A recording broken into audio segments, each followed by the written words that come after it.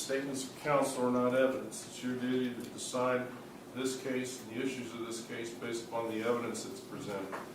Statements of counsel and opening statements are designed to assist you, give you a roadmap, so to speak, of what the state believes it will present during the course of its case.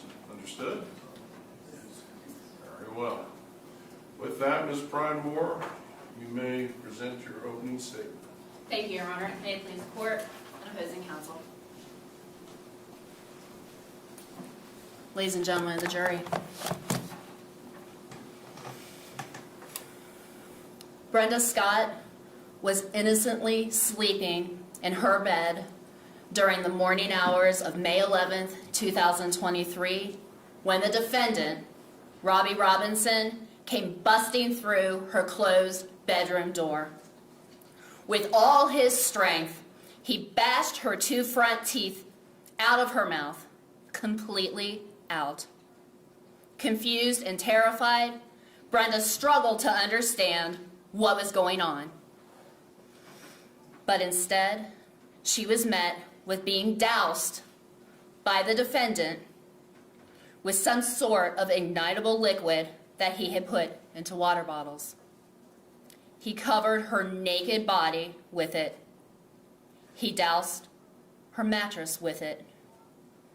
And he covered the carpet with it.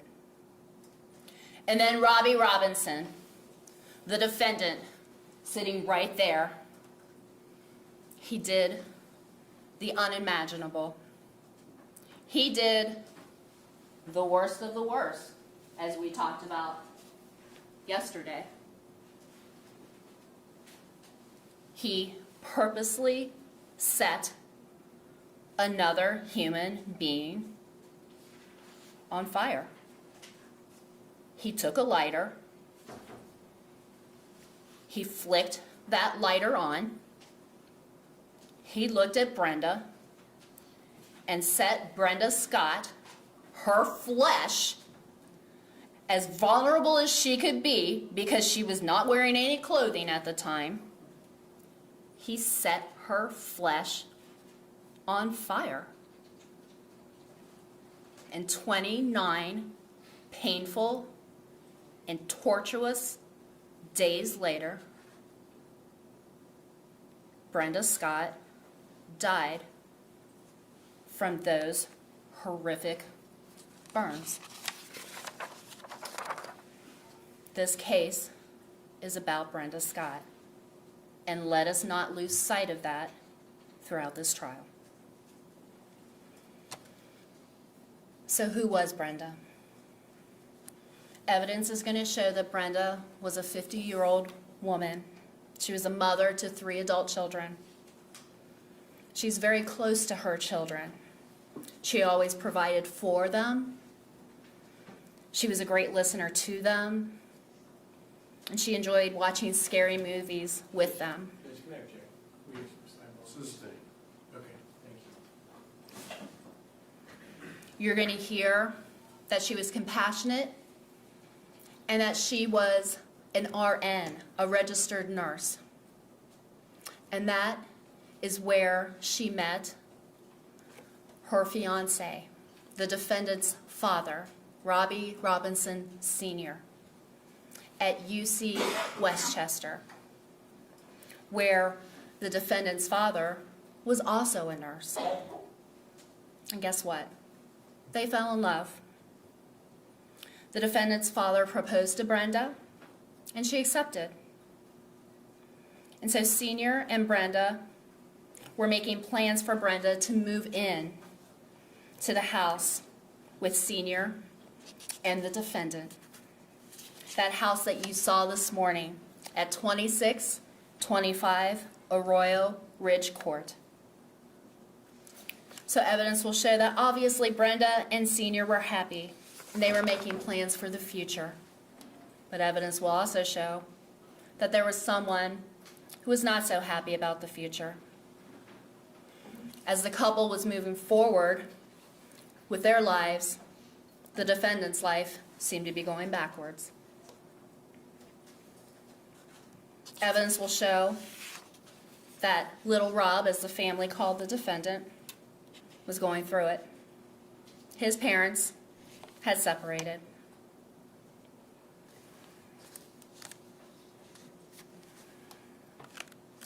He was unemployed. His car had been taken away. He didn't seem to want to interact with Brenda. He didn't want to be in the same room with her. He didn't want to talk to her. And so he bottled up that anger, and he decided to take matters into his own hands. And the perfect opportunity came. Brenda spent the night with Senior on May 10th. And then that fateful morning came. Senior went to work around 9:50 the morning of the 11th. He kissed Brenda goodbye and left her sleeping alone in the master bedroom on that second floor. He shut the door behind him while the defendant was off in his own room.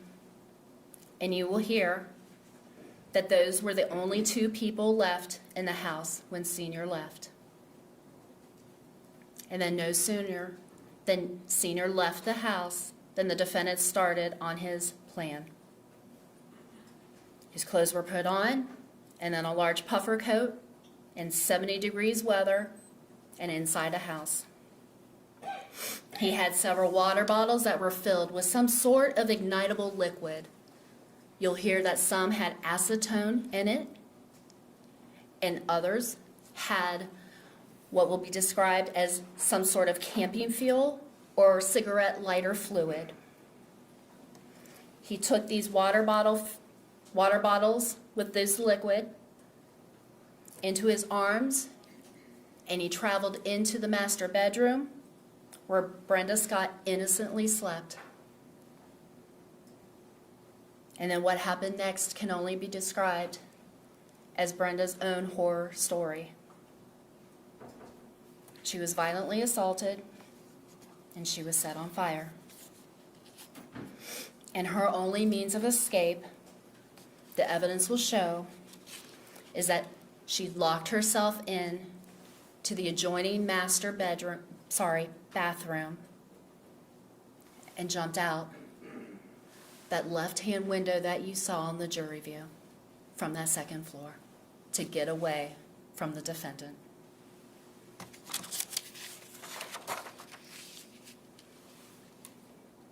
Fire investigator Jim Cunningham will be able to tell you more about what happened in that master bedroom with those fires.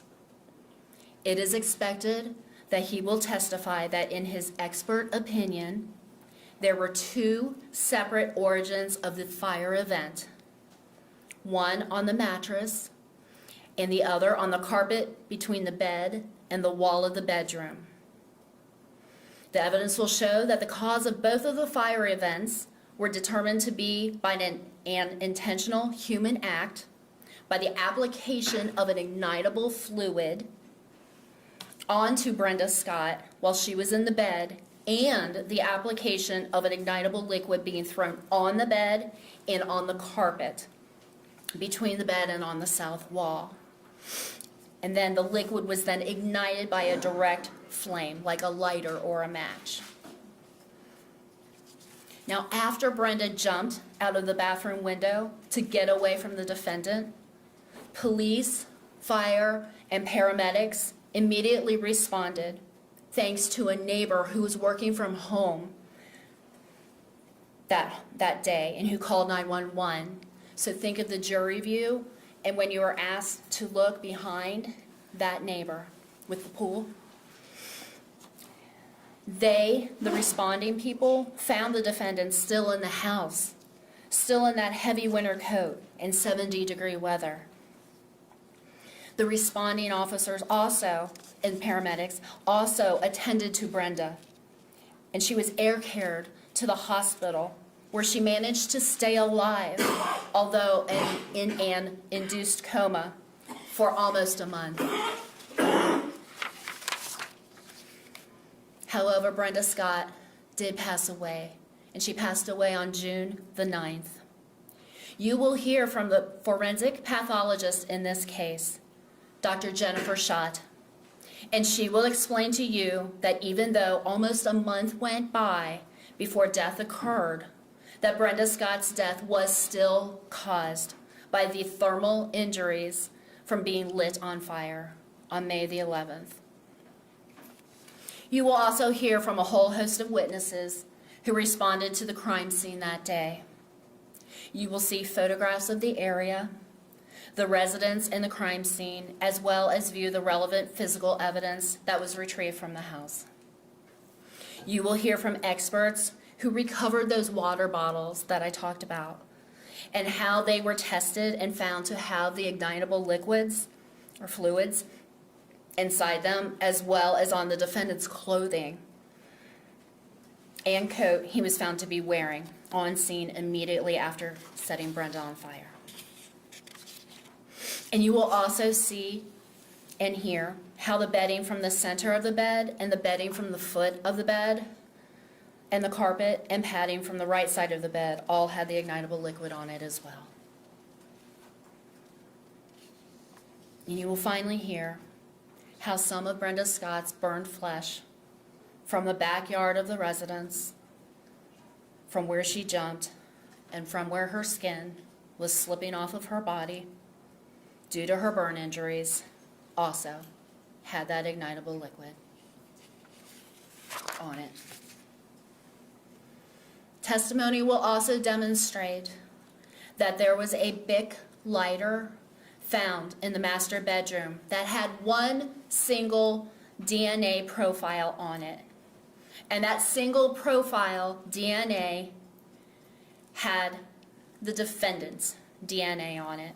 And you will hear straight from the defendant's mouth, only two people in the house were Brenda and the defendant at the time of the crime.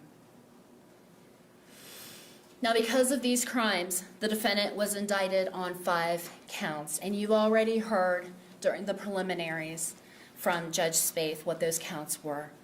Aggravated murder with a death penalty specification, 2 counts of aggravated arson, and 2 counts of felonious assault.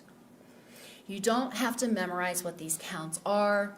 We are going to talk about them again in closing arguments. You're going to have these counts in jury instructions, and they are going to be explained to you in great detail and broken down for you and defined for you in the jury instructions. However, as we go along, it's good to have an outline of what you will want to be listening for as we go through the evidence for the state's case. So count 1 is aggravated murder. Did the defendant purposely cause the death of Brenda Scott while committing aggravated arson? And the specification was aggravated murder committed while the defendant committed aggravated arson was the principal offender. Principal offender, was he the one doing these acts? Was there a co-defendant? Were they acting in concert, or was he the one doing everything? Count 2, aggravated arson. Did the defendant, by means of fire, knowingly create a substantial risk of serious physical harm to Brenda Scott? Count 3, aggravated arson. Did the defendant, by means of fire, knowingly cause physical harm to any occupied structure? Okay, so count 2 is for Brenda, count 3 is for the house. Okay, count 4 and count 5, same counts, felonious assault. Did the defendant knowingly cause serious physical harm to Brenda Scott?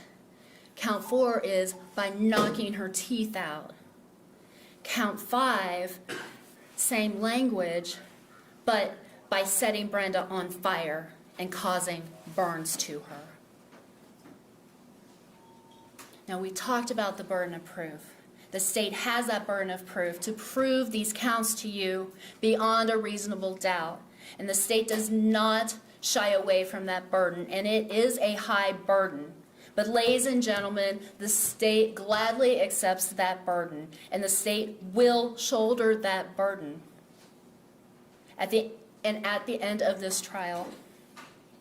The state will come before you again, and we will ask you to find the defendant guilty of every single count and the death penalty specification. Thank you. Thank you, Ms. Brian Moore. Is the state prepared to call its first witness? Yes, Your Honor. Yes, Your Honor. You may do so.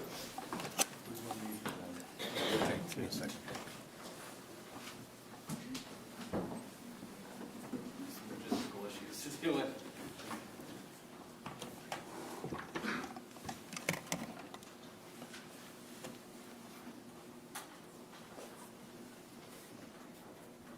Who does the state intend to call as its first witness? Morgan Webb, Your Honor.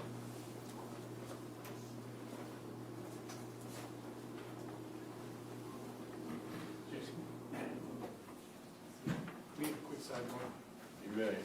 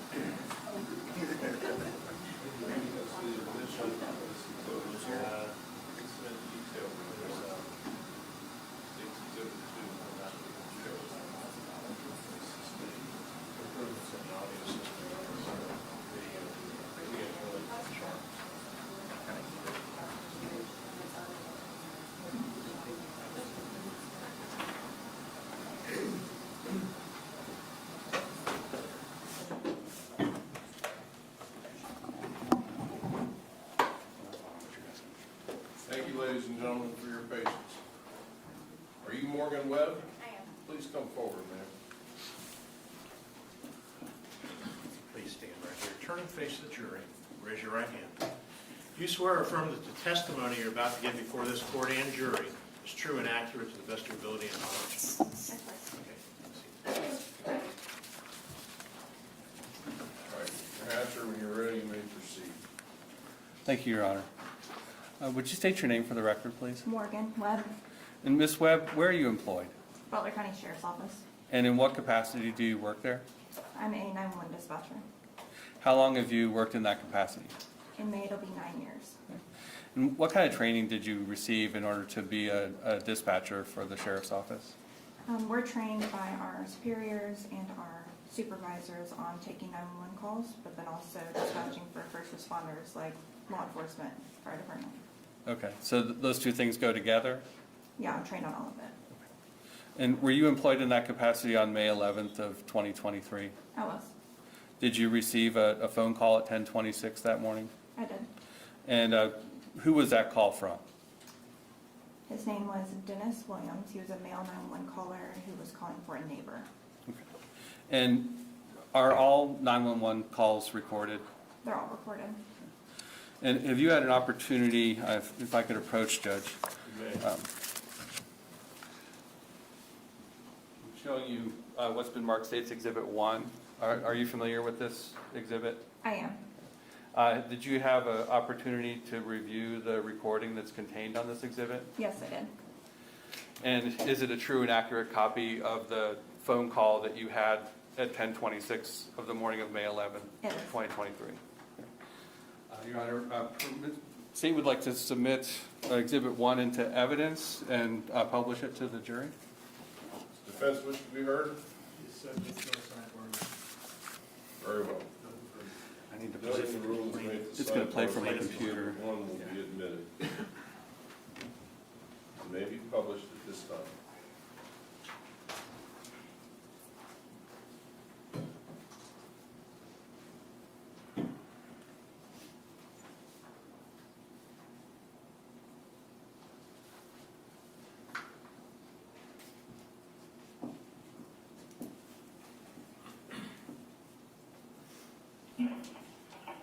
I can give you my address, but I'm not exactly sure. My neighbor behind my house, he was laying out, it looks like she caught on fire or something.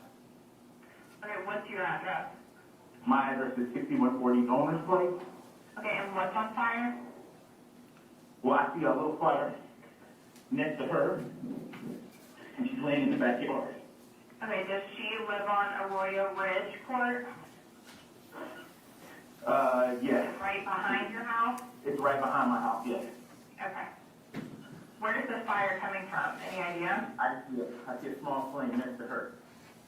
And she's laying on the ground. Yes. Okay, can you yell at her real quick?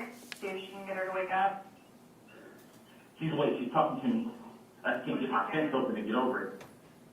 What is she saying? Huh? She's hurt bad. But she's still talking, she's awake. Yeah, keep talking to her. I'm sure she knows what happened. What happened? Someone set her on fire. Someone set her on fire. Okay. Somebody set her on fire, yes. Your son? Okay. Okay, I'm sending paramedics to help you now. Just keep me on the line. Can you get to her? Okay. I'm gonna try to jump the fence. She said she's still here. Okay, don't put yourself in danger. Right. She said she's still there, so I don't know. And I would have police come because she said she's still here.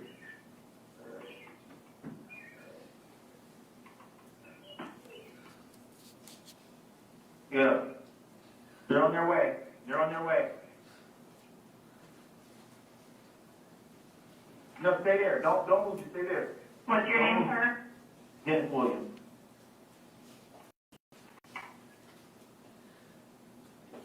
Can you ask her her son's name? Or if he has any weapons? Do you know if he has any weapons? Water with gasoline, he threw it on her. You said it was your boyfriend? Her boyfriend's son. Yeah, she said she heard she got asthma, she can't breathe. Do you see any burns on her? I do, her skin is completely covered, burns, back, everywhere. Okay, Dennis, thank you for helping her to keep me on the line. Do you see any movement around the house? Any guys around? I don't see anything, I see, there's actually smoke coming out of the house. Smoke coming out of the house? On the top floor. He set the house on fire too. Oh my God. Can you get her away? We really don't want to move her, but I'm really scared he's going to come back. Is there any way to get her away from the residence? Without showing him, probably not. Probably not. Okay, just stay close for me. Ask her his name. Sorry, can you say his name? Robbie? He's 24, she says Robbie, I can't understand her. Okay. Let her know help is on the way. I can hear them, they're coming, help is on the way, they're almost here. Ask her if Robbie has any guns. Does he have any guns? She doesn't know. No idea. She's like... Does Robbie drive a car? Can you ask her? Does he drive a car? I'm gonna go out front. Oh my God, I just hope this guy's in out front or something. I do not want you to put yourself in danger. I really want to help her, but I don't want him to put herself in danger. Yeah, their house on fire. Okay. Coming out the top window. Everyone's covered. I think she jumped out the window, top floor. You think she jumped out the window? Yeah, because the screen broken next to her on the ground and the top window was busted out.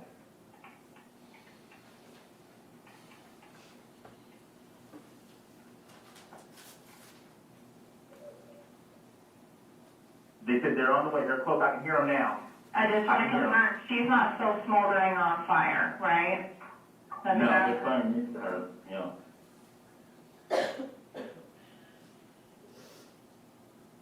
I'm sorry, sweetie, they're on their way. How old does she look to you? The female? Any idea? No. Okay.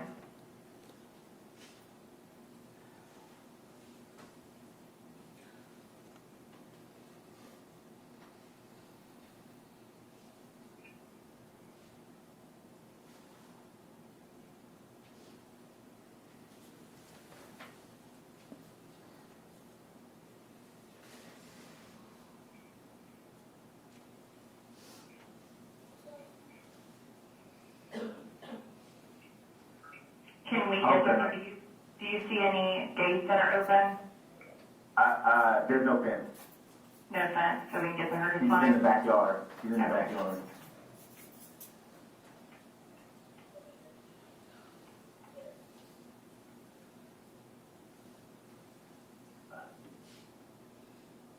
Yeah, What's she's your on address, Dennis? On Silver 51 Brittany's on this place. Yeah, she's my neighbor connected to my backyard. Okay.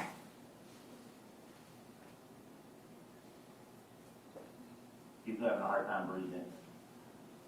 Oh my God, her skin is like off of her body. Oh my God.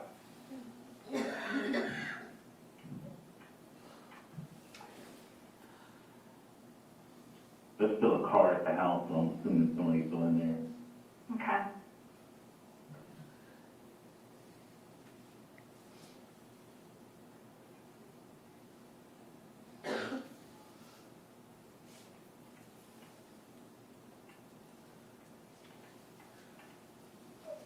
I mean, I have a firearm, but I need to just go over there and check. I don't want to put myself in danger, but I feel terrible dangerous. I know, I understand completely. They're asking what the suspect is, but we don't know what's over there, so just stay where you are. They will be there any second. I believe in now.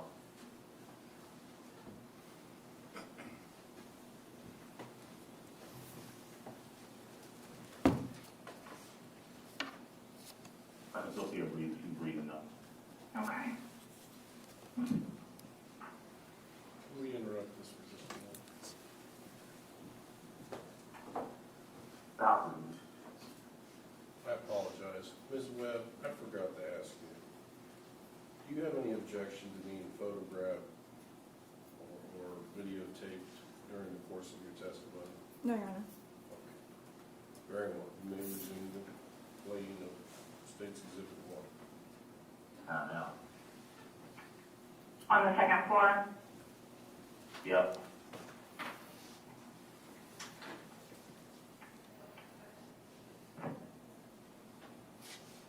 Can you ask her while she's still awake if she can answer you? Is there any other kids in the house? Is there anybody else in the house? No. Okay. You can't breathe. The smoke is coming out now. I think, yeah, they're here. They're here. They're here. I'm jumping the fence to wait on them. Okay. She's back here. She's back here. She's back here. I think he jumped out the top because the top was busted out and it's on fire.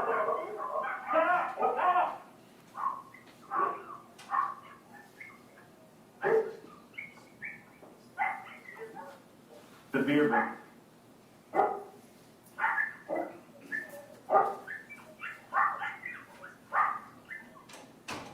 They're here. Okay. And I'm gonna let you go. Thank you again for your help. Thank you. Bye. Ms. Webb, do you remember what time you received that phone call?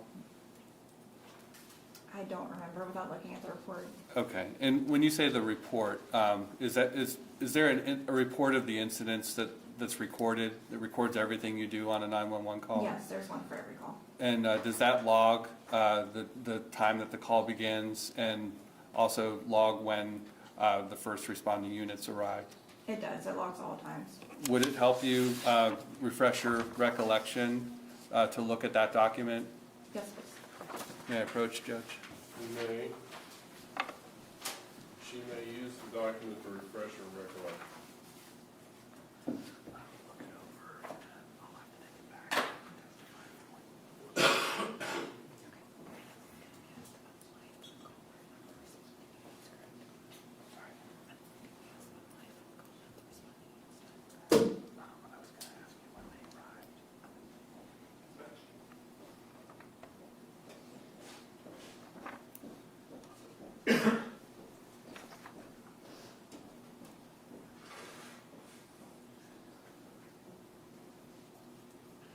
Thank you.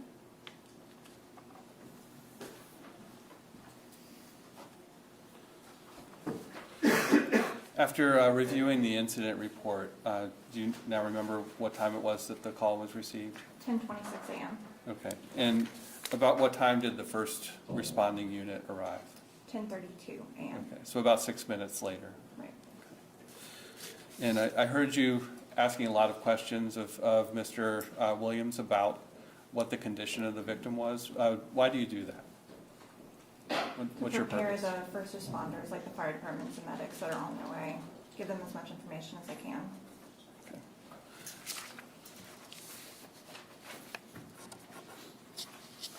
Your Honor, I don't have additional questions for this witness. Ross? We have no questions. Ms. Webb, we very much thank you for your time. You may be excused. Please watch your step as you exit the Okay, thank you. witness stand. State's next witness? State calls Dennis Williams, Your Honor.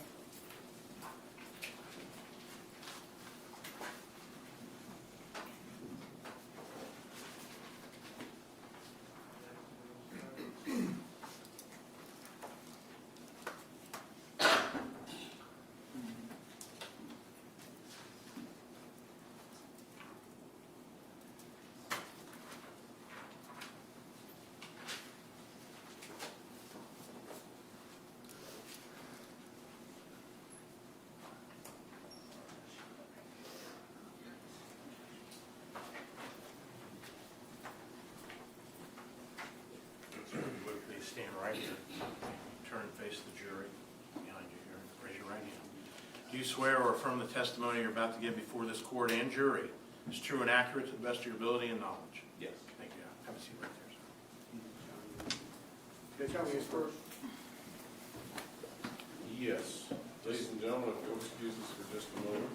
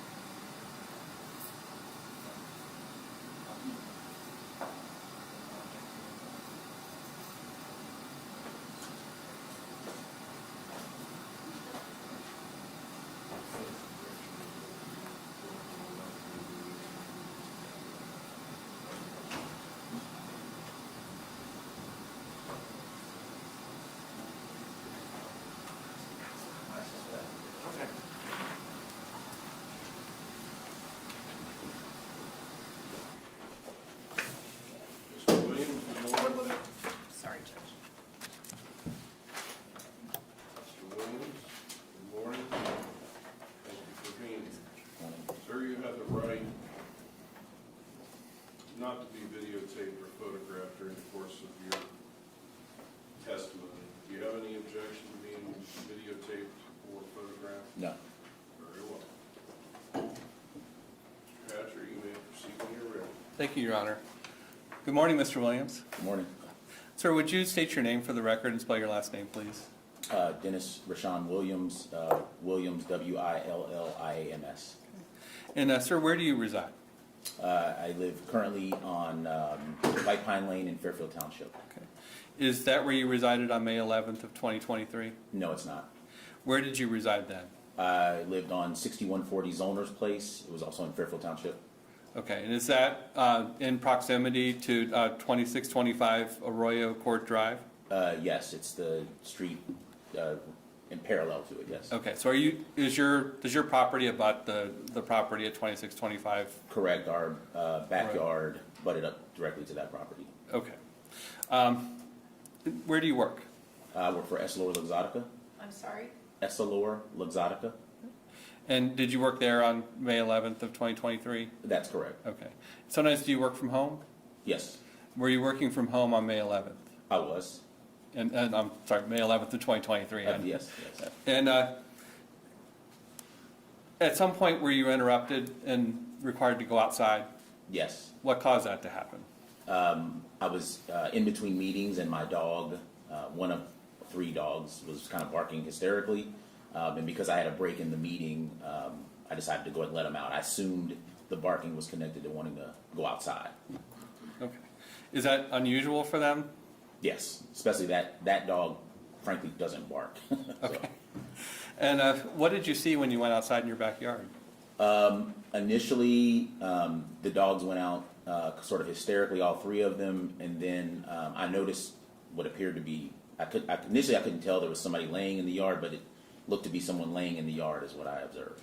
Okay. And can you describe the orientation of the person who was laying in the yard? Was her head towards you or towards the house? I would say a little bit towards me, slanted. The individual was laying, was not clothed, appeared to be injured, and was somewhat frantic and frankly seemed scared. Okay, so this person was, you said she seemed frantic. What made you think she was She frantic? was saying things, saying she had asthma, need help me. And then there was a statement of, he set me on fire, something to that effect. Okay. And you said she appeared injured. What Yeah. kind of injuries did you see? Based on, my observation where I was standing, her face looked like it had been harmed in some fashion. There looked like to be some kind of some bleeding or something to that effect around her face. Okay. Rick, do I have to do anything to make it so that that? You're going to use the I was gonna camera? use the camera, yeah, if I can.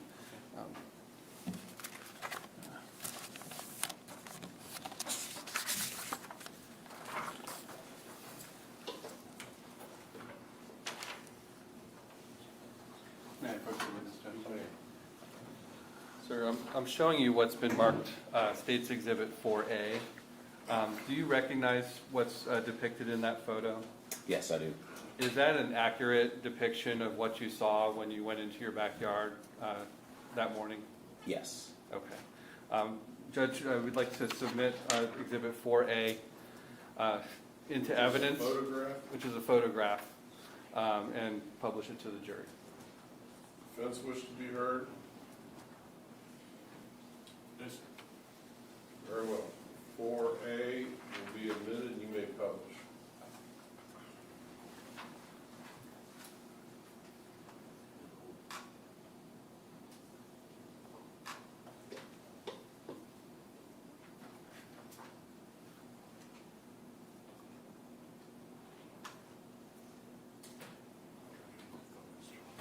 It's not. That's all that matters.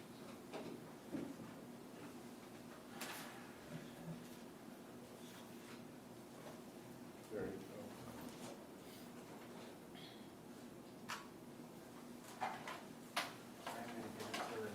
go. You can zoom in however you want. Just tell me when you're ready.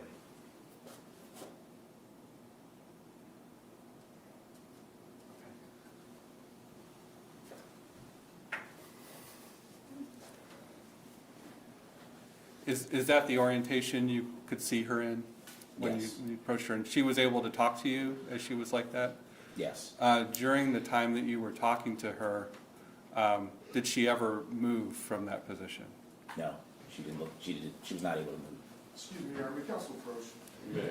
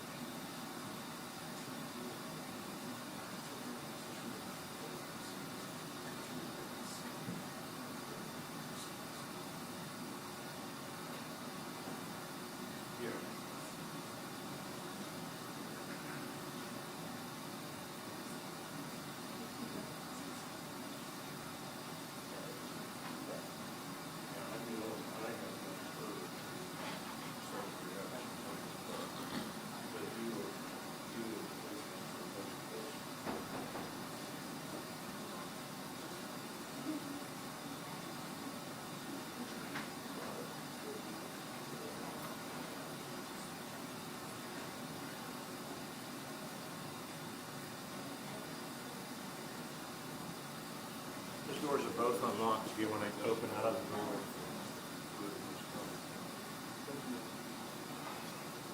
Thank you.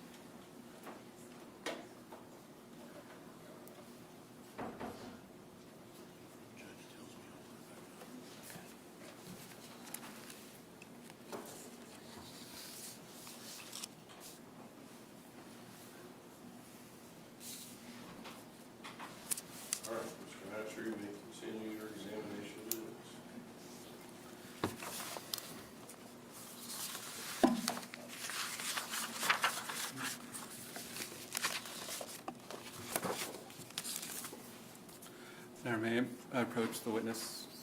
You may. Sir, I'm showing you what's been marked State's Exhibit 3. Were you able to provide a ring video from your home that depicted some of this incident? I was. And is the video that's contained on this disc an accurate representation of that ring video that you provided to the state? Yes. Judge, we'd like to submit State's Exhibit 3 into evidence and publish State's Exhibit 3 to the jury. Court will note the objections made.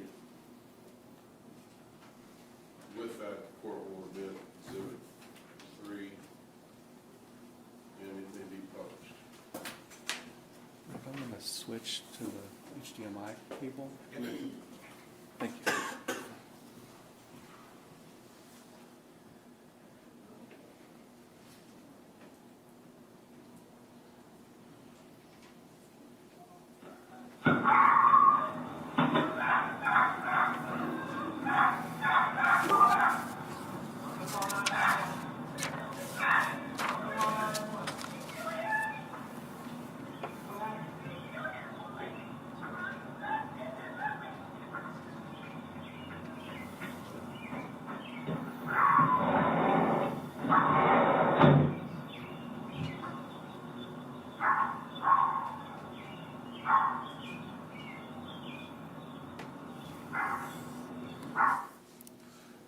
So at the conclusion of the video, you're running back into the house. What are you running back into the house to do? To retrieve my cell phone. I left my cell phone upstairs where my office is, so I needed to go back in and retrieve it to call 911. Okay. And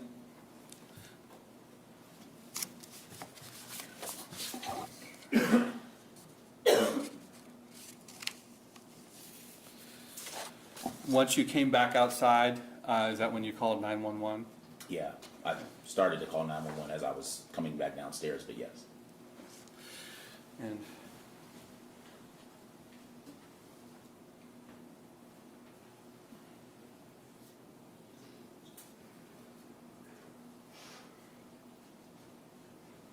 You ready, Mr.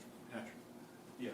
I can give you my address, but I'm not exactly sure. My neighbor behind my house is laying out. It looks like she caused a fire or something. Looks like it started before I switched.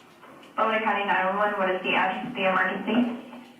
I can give you my address, but I'm not exactly sure. My neighbor behind my house is laying out. It looks like she caused a fire or something. Okay, what's your address?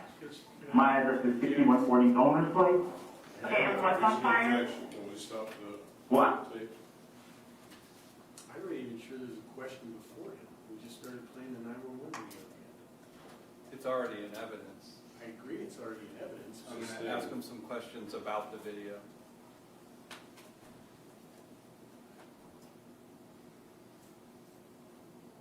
All right, well, let's start off with a question. You called 911 after you came back out of the house. That's correct. Where were you standing when you made that phone call? The phone call started as I was in my home and as I was running back towards the fence line of my home. So the initial part of the 911 call is while I'm at my fence line, and then at some point during the call, I jumped over the fence and proceeded into their backyard. Okay. So at the beginning of the phone call, that's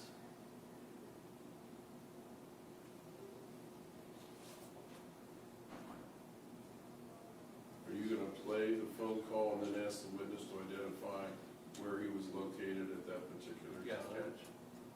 All right, I'll permit you to do that. Behind your house? It's right behind my house, yes. Okay. Where is the fire coming from? So at that point in the phone call, are you still inside your house or are you outside? I'm outside. And there was a question about where the fire was coming from. Yes. Any idea? I see a small flame next to her. That flame, if I showed you Exhibit 4A again, would you be able to point out where that flame was in relation to where she was I laying? believe so.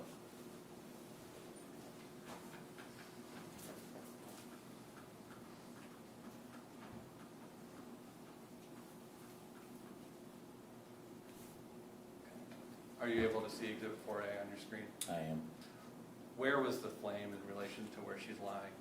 closer to her. I'd say between the what looks like a window, but in between her and the window that's there. Okay, I so think you can use the touch, I think that's a touch screen, and It's a I touch believe you can, if you so desire, place an X where the flame was as you Is it described. annotating, sir, or is it not? It's not doing anything. They tell me you have to press hard sometimes.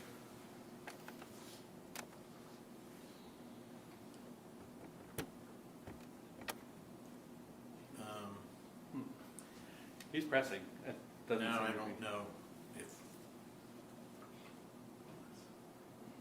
Or maybe you could hand the witness a pointer or a stick. We'll go old school. Your Honor, is it okay if I hand him a laser pointer? Perfect. So on the screen behind you is an enlarged version of it. If you could look at it and point back there where the flame was. So it was somewhere in this space. Okay. And And it was a small flame. In case you need it. I'll figure that out later.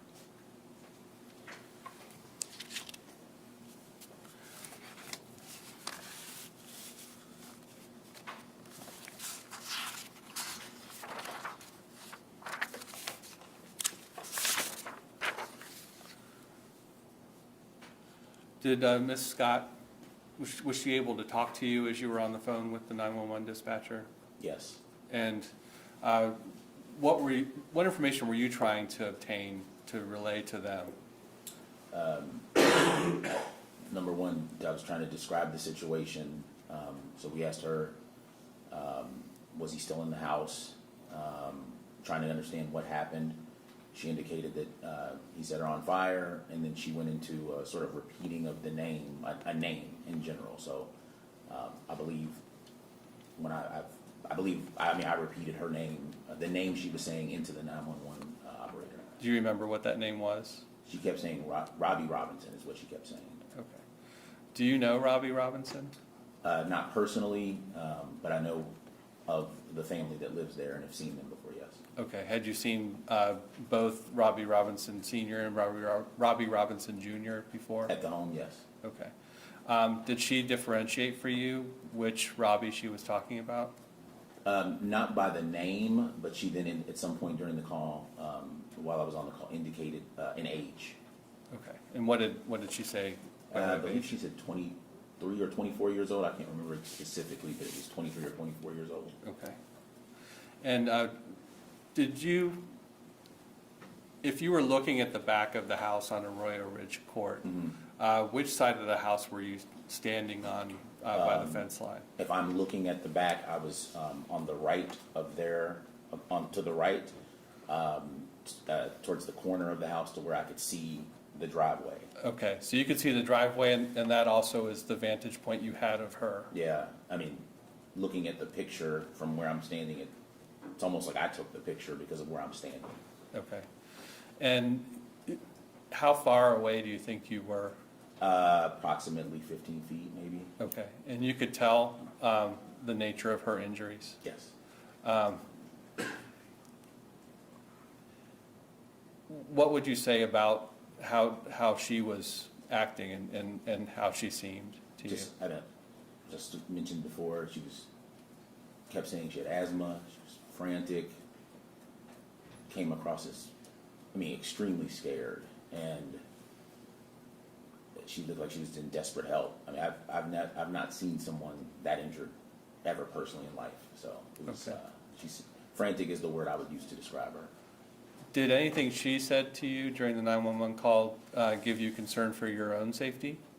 Well, the fact that she indicated that she was set on fire, and then the fact that he was still there, it created some concern. So I indicated to the 911 caller that she said, to the 911 operator, I should say, that he was still in the house, and then she indicated to make sure I didn't get too close. Okay. Were you concerned that the same thing would happen to you? Yes. I mean, I didn't know what to expect, so I would have loved to have gotten closer, but for fear of my own safety, I stayed back. Okay. And did she describe to you how her burns occurred? Specifically, no, only to say he set me on fire. He set me on fire. Okay. And did she say who he was? Yes, she repeated Robbie Robinson. Okay, so when you said she was repeating that name over and over again, that was in relation to he set me on yeah, fire? yes, who did it. And she said Robbie Robinson. She kept saying, she actually said it before we asked a couple times, so I believe. How long did it take, in your estimation, for the first units to arrive? It felt like 20 minutes, 30 minutes, but in reality, it was probably less than 7 minutes maybe. Okay. I'm sure that felt like an eternity. It felt like an eternity, yes. I think you mentioned that you felt bad being in your yard. What was concerning you about that? About being in my yard? Yes. You mean when I was in their yard? Well, you said you, at one point, indicated that you felt bad standing there.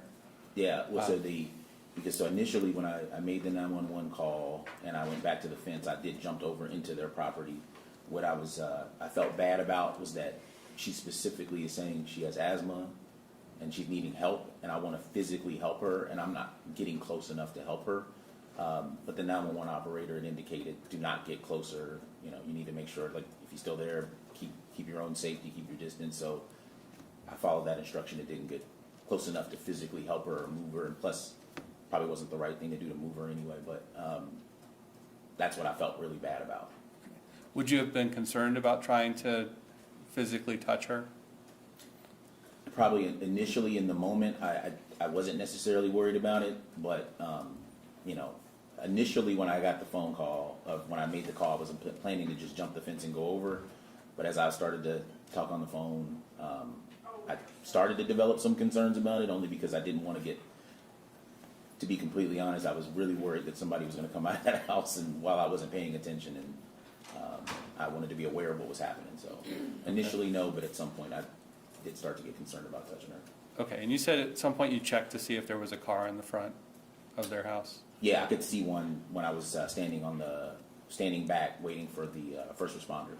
Okay, and did you go to the front of the house, or did you stay in the back? I did not. I stayed in the back. Okay. At any time while you were out there, did you see any individual in the windows or on the side of the house? No, I did not. Did anybody come out and ask you for help other than Brenda Scott? No. How long could you, sorry, let me start that over again. When you first came out of your house and saw her as you were making the 911 call originally, was there smoke and fire present inside the house at that time? Yes, there was smoke coming out of one of the windows. Okay, so you could see that right away. Yeah, there was just a little bit of smoke coming out of the window. The initial fire that I saw was the one on the grass, and then there was a little bit of smoke coming out of one window, and then progressively it started to come out of another second-story window. Okay. Did you ever see flames, or was it all just smoke? Just smoke. And you said it spread to another window.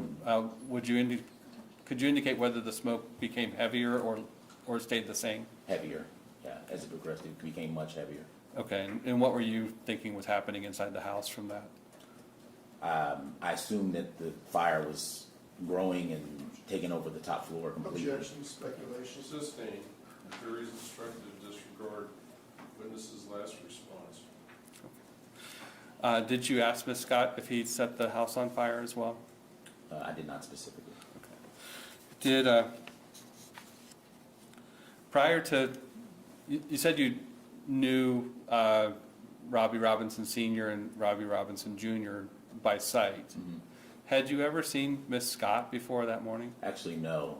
I had not seen her previously. Okay, so this was a complete stranger. Yeah, I did not recognize her, which was, I mean, I just didn't recognize who she was initially, no. And had not seen her previously. And you stayed in proximity to her until the first responders arrived? That's correct. Okay. And after they came, what did you do? The first responder that came was a police officer. He came towards me. I indicated where Miss Scott was laying. He came and ran towards her.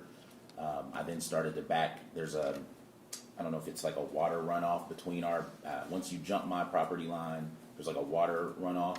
I kind of jumped back over the water runoff area, was still outside of my fence line. And then when the EMTs showed up, I jumped back over my fence line and stayed there until the initial first responder officer came to the fence to talk to me. So then I talked to him from inside my fence. So prior to their arrival, you had entered the yard at That's correct. 2625 Arroyo. What part of the yard were you standing in? How far away from Miss Scott were you then? So when I go over the fence, so our backyards bump up against each other. I have a fence, and then there's probably 5 feet of grass at most, and then there's probably 2 to 3 feet of water. It's like the water runoff for the neighborhood, and then it's their backyard. I was in their backyard during the 911 call. Okay. Were you close to the water or close to the house? I was closer to the water, but close enough to the house to where I could see her. So. Okay. And when you said the vantage point you're seeing in photo 4A, exhibit 4A, would be almost like you took the photo. Would that be from when you were standing inside their yard or That's when you were inside the standing yard, in? yes. Okay. And how long were you in that position before the first responders arrived? For the majority of the duration of the call, so I would say at least about 4 or 5 minutes. Okay. At least. And then when they arrived, that's when you returned back to your Yeah, I yard? returned back to my side of where the water reserve kind of runoff is, and then again, once the EMT showed, that's when I jumped back over into my yard. Okay. Did, as you were in your yard, were you watching the response? Yes, for a moment. I did return into the house for a moment to kind of get my dogs in the house, but then I did return back outside, and then that's when I talked to the initial police officer that was on the scene. Okay. And you provided them a statement at that time? Yes, me for my sort of personal identification information, and I told him a very brief summary of what happened, and he took a statement. And that, fair to say that kind of ended your involvement with the incident? Yes. I don't have additional questions for this witness, Judge. Ross?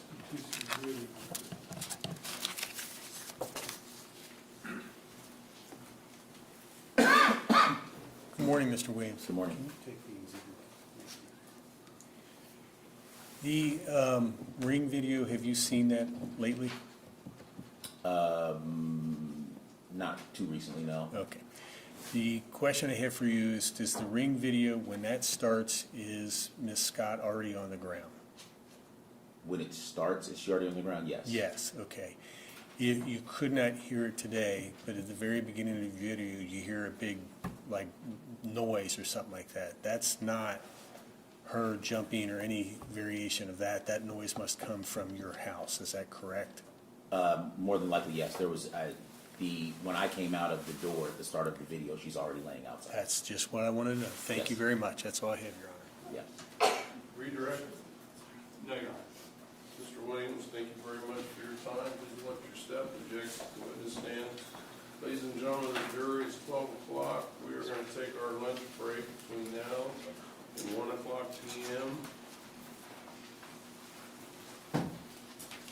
That'll give you a little extra time. How about we say 1:15? That'll give you enough time to get to the restaurant and get back. During the course of our break, remember and abide by the admonitions that I shared with you. Do not discuss this case amongst yourselves if anyone to discuss it with you or in your presence. Do not form or express any opinions on this case. Do not research the case. Do not post on the internet regarding this case. We appreciate your compliance. We appreciate your time. Don't forget to wear your juror badges during the course of our break.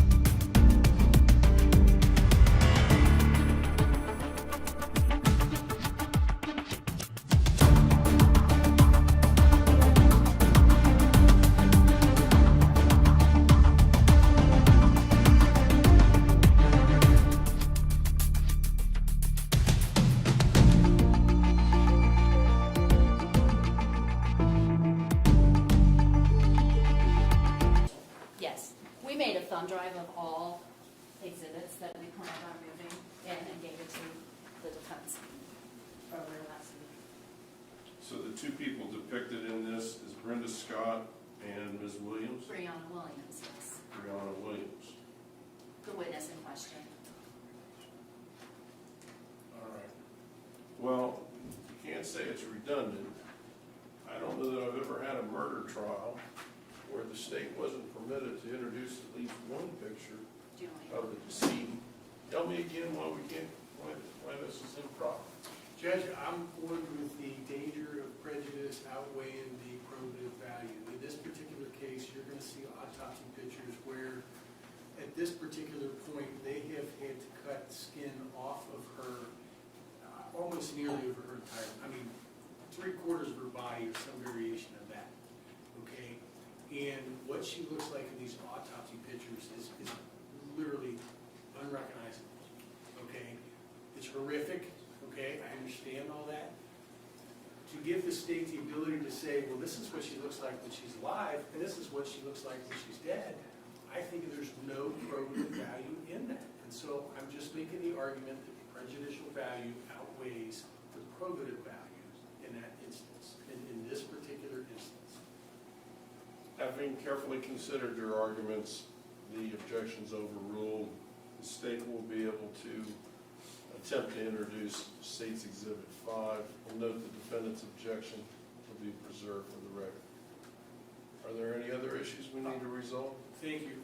One more, I would just ask that Mr. Hatcher lay foundation as to how all this information has been gleaned, because I'm not aware of what the testimony is going to be.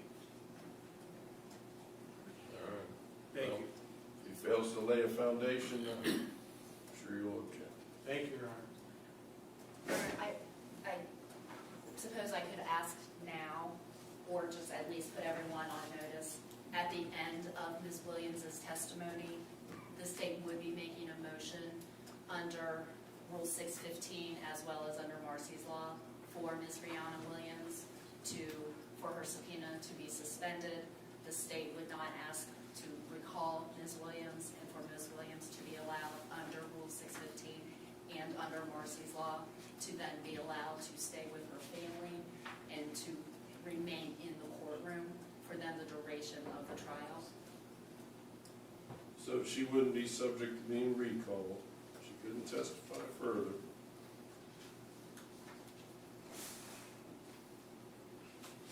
What objection would the defendant have to allowing Brianna Williams to remain in the courtroom? The defense would have two matters to take up with that. Number one, that we would object to her staying in the courtroom. I think that the jury gets to see a whole bunch of people in the courtroom. It would prevent Mr. Robinson from having a fair trial if they know who the daughter of the victim is in the courtroom during the entire rest of the trial. With that also being said, we would also expect maybe to begin with the prosecutor, but at least the court, to give her the same warning that everybody else has, that you're not allowed to be making, noise during this particular trial. And we all recognize how emotionally charged this is, but it doesn't overcome our client's right to a fair trial. So, Well, the court has a huge interest in making certain that we have a fair trial. For the record, while defense counsel has brought these noise and reactions by family members of the decedent to the court's attention, I have not personally heard those. But I think the prosecutor doesn't disagree that there has been some noises. So while we're on the topic, those who are in the gallery, the court will expect that there'll be absolutely no reaction, either physical or vocal or otherwise, to anything that is said, transpires, shown here in this courtroom. And if there's further violations, this court, I will require that you vacate the courtroom. Is that understood, ladies and gentlemen? Yes. Thank you very much for your anticipated cooperation. Now,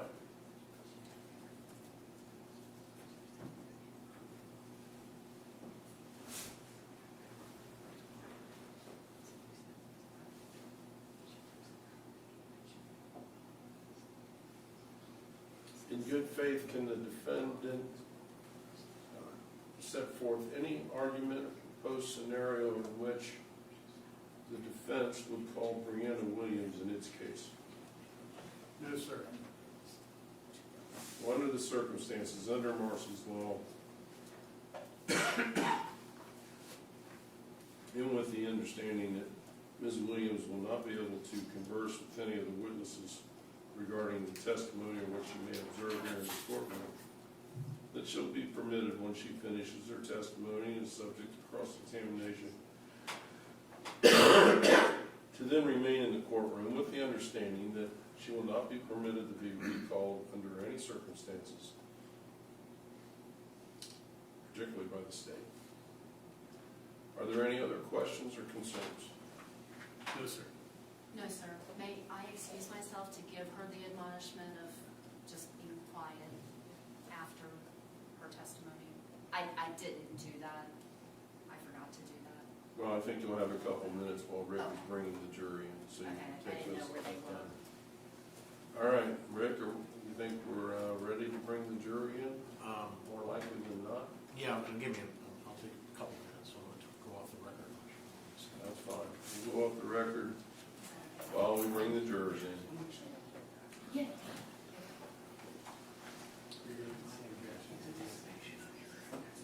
Yes.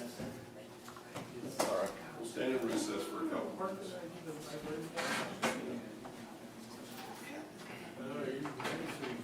Yeah, I did hear that highlight, so yes. Yep. So that was what I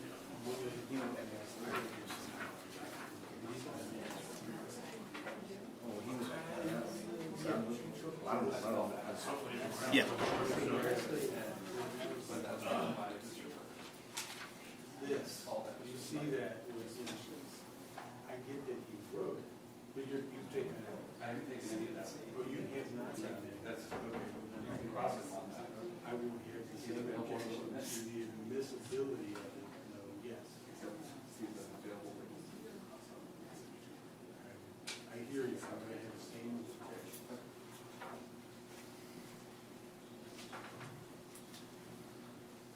Well, John, before you call him, just let's go do it up front. again, I just like wanted to let you know we did last where it stood from an authentication perspective, and he's ready to testify year. about It that. just, too. it makes it much easier when we do it. Yeah, that's why I wanted to show it to you.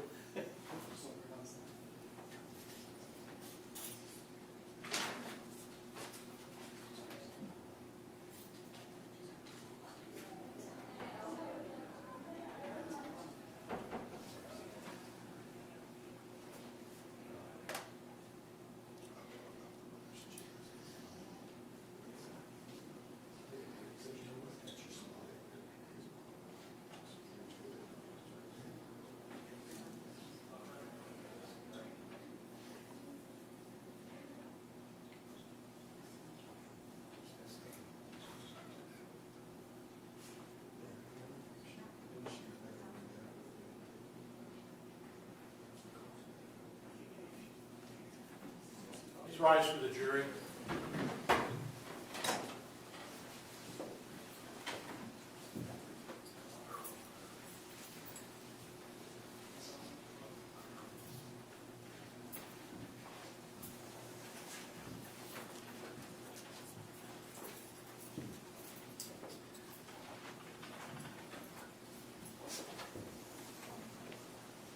Court of Common Pleas in and for Butler County, the Honorable Keith M. Spade presiding, is now in session. All right, please have a seat.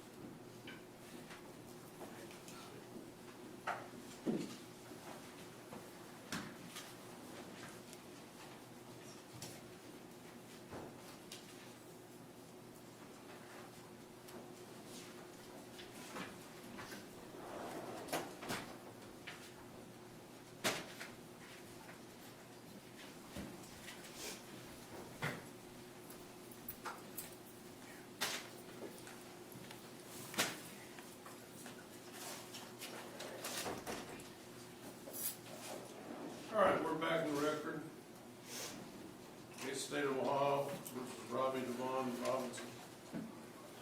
Sierra 23050688, approximately 1:25 in the afternoon. The jury has been returned to the courtroom.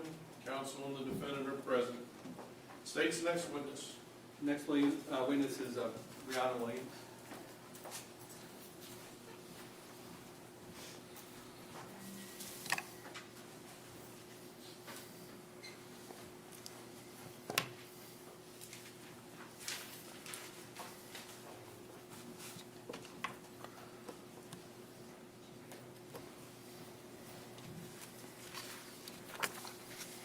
Please stand right here. Turn and face the jury. Raise your right hand, please. You swear or affirm that the testimony you're about to give before this court and jury is true and accurate to the best of your ability and knowledge? Thank you. Have a seat. We're going to turn down. Would you like some water? There's a cup. He's got it twisted out. There you go. Mrs. Williams, good afternoon. Good afternoon. Ma'am, you have the right not to be photographed or videotaped if you have objection to that. Do you have any objection to being videotaped or photographed? No. Very well. You may begin. Good afternoon, Ms. Williams. Good afternoon. Would you state your name for the record and spell your last name, please? Brianna Williams, Williams. And Ms. Williams, what is your relationship to Brenda Scott? I'm her eldest daughter. And how old are you? I'm 30. And on May 11th of 2023, were you residing with your mother? Yes. And how long had you been residing with her at that time? I've lived with her for most of my life. Okay.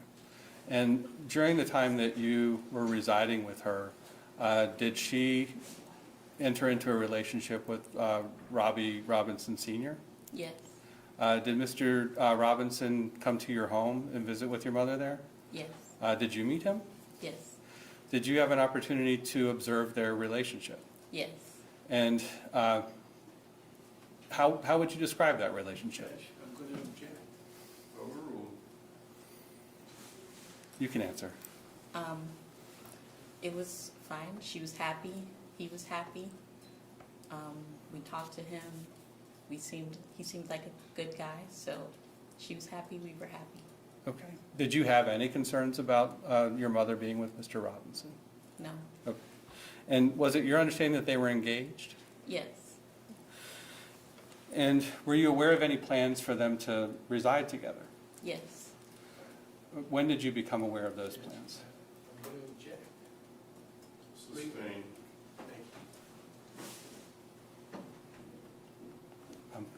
I'm not sure what the basis for that. Counsel approach. We'll have to excuse us for just a minute.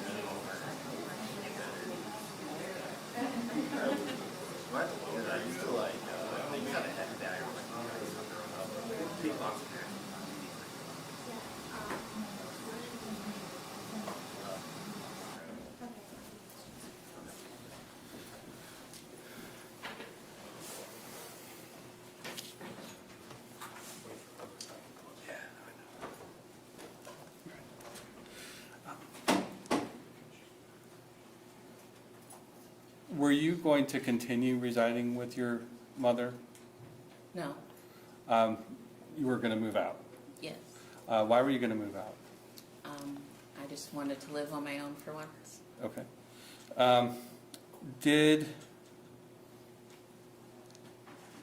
When was the last time you saw your mother before May 11th of 2023? The night before, May 10th. You saw her on May 10th? Mhm. Okay. And may I approach the witness, Judge?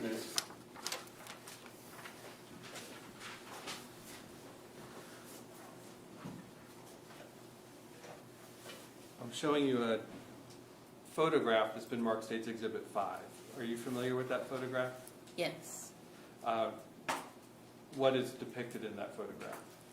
It's me and my mom smiling. Okay, and is that photograph a true and accurate depiction of how your mother looked on May 10th? Yes. Permission to put State's Exhibit 5 into evidence, Judge, and publish to the jury? Exhibit 5 will be admitted and may be published.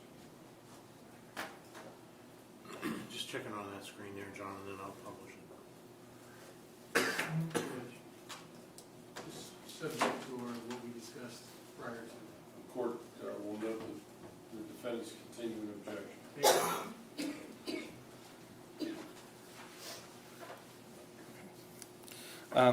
So you saw your mother on May 10th, Yes. and what was her physical condition on May 10th? Healthy? Did she have any injuries? No. Overruled. Did she have any broken teeth? No. Did she have any burns to her body? No.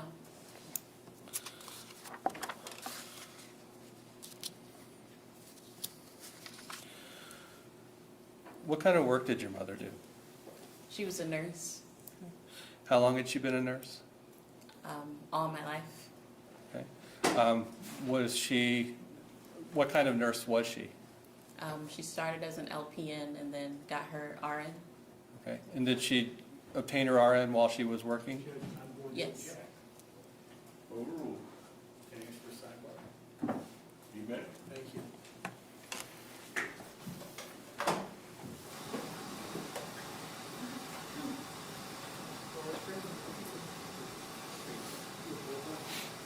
The one's got the hot look on it.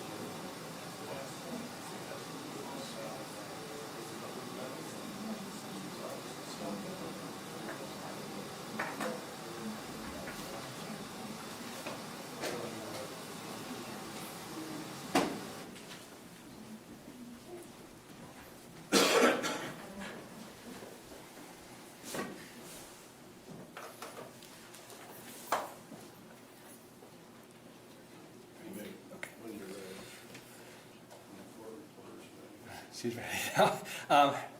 How did your mother meet Robbie Robinson Sr.? They met at UC Westchester. They worked together.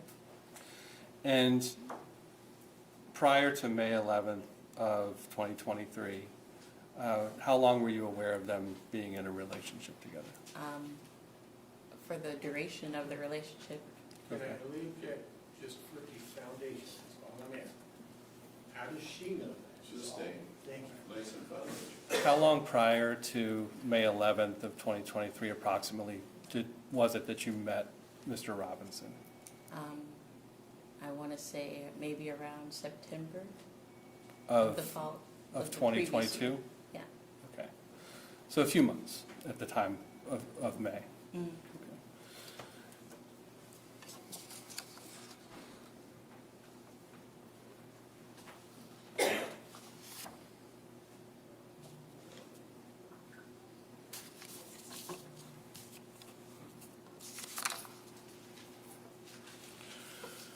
You indicated you were residing with your mother as of May 11th. Yes. Who else resided in the home with you? My little sister. And do you have any other siblings? Yes, I have a brother. And how old are your siblings? Hakib's 29. Alana is 21. Judge, I don't have additional questions for this witness. Ross?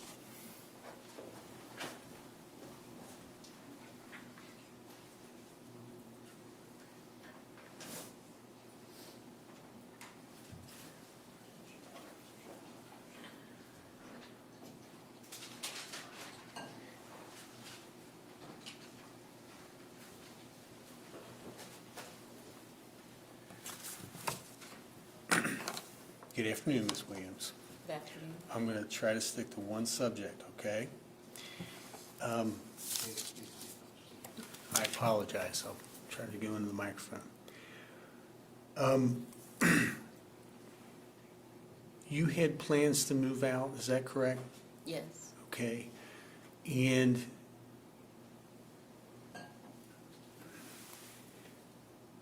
prior to that particular date, are you aware that there was an eviction filed? No. Okay, you would have been aware after that, correct? After May the 11th, sorry, 2021. Yeah. Okay, that's all I have.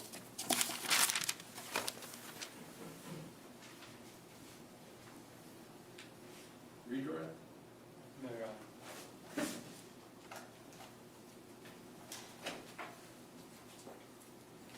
Williams, thank you for your time. May be excused. It's my understanding, based upon the discussion, that you'll not be subject to being recalled and you can remain here in the court. Understood? Yes. All right, thank you.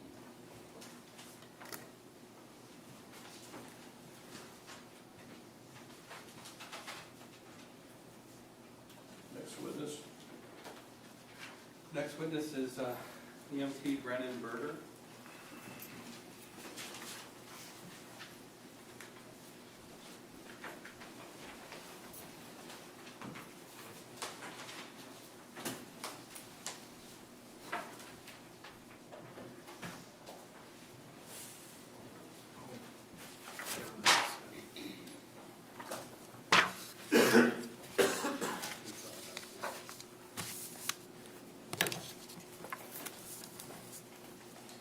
Sir, please stand right here.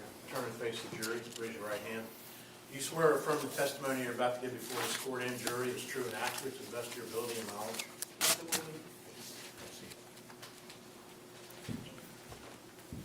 Good afternoon. Sir, you have the right not to be photographed or videotaped during the course of your testimony. Do you have any objection to being photographed or videotaped? I do not. Very well. Good afternoon, sir. Good afternoon. Would you state your name for the record and spell your last name, please? Yep. My name is Brennan Thomas Berder, Berter. And sir, where are you employed? I am a full-time firefighter paramedic for Fairfield Township Fire Department. Okay. And how long have you been employed with the Fairfield Township Fire Department? I've been employed by them for the last 8.5 years, with the last of the with the last 5 of those being a full-time fireman. Did you serve with any other fire agency prior to that service? I did not. And you mentioned you're a fireman and an EMT. That is correct. Those jobs, is that two types of jobs, or do they have separate training? It is. So for Fairfield Township, we provide both. So we are all firefighter and a minimum of EMT basics. Some of us are paramedics, which I am. So to be a fireman, it is a minimum of 240 hours of in-class time. And to become an EMT basic, it is 150 hours. And then to become a paramedic, it is another 1,050 hours of classroom and clinical time. So totaling altogether being 1,200 hours for EMT time. And have you served as a paramedic with Fairfield Township the entire time you've worked there? No. The first 3 years was as an EMT basic, which included my time in medic school, and then the last 5 years has been as a medic. Okay. And as a paramedic, are your job duties different in the firehouse compared to what just a fireman EMT would do? Yes, it is slightly different, only in the fact that I'm able to provide more treatments to patients. Okay. I'm able to give IVs and assess their heart and everything else. Were you serving as a paramedic on May 11th of 2023? Yes, I was. Okay.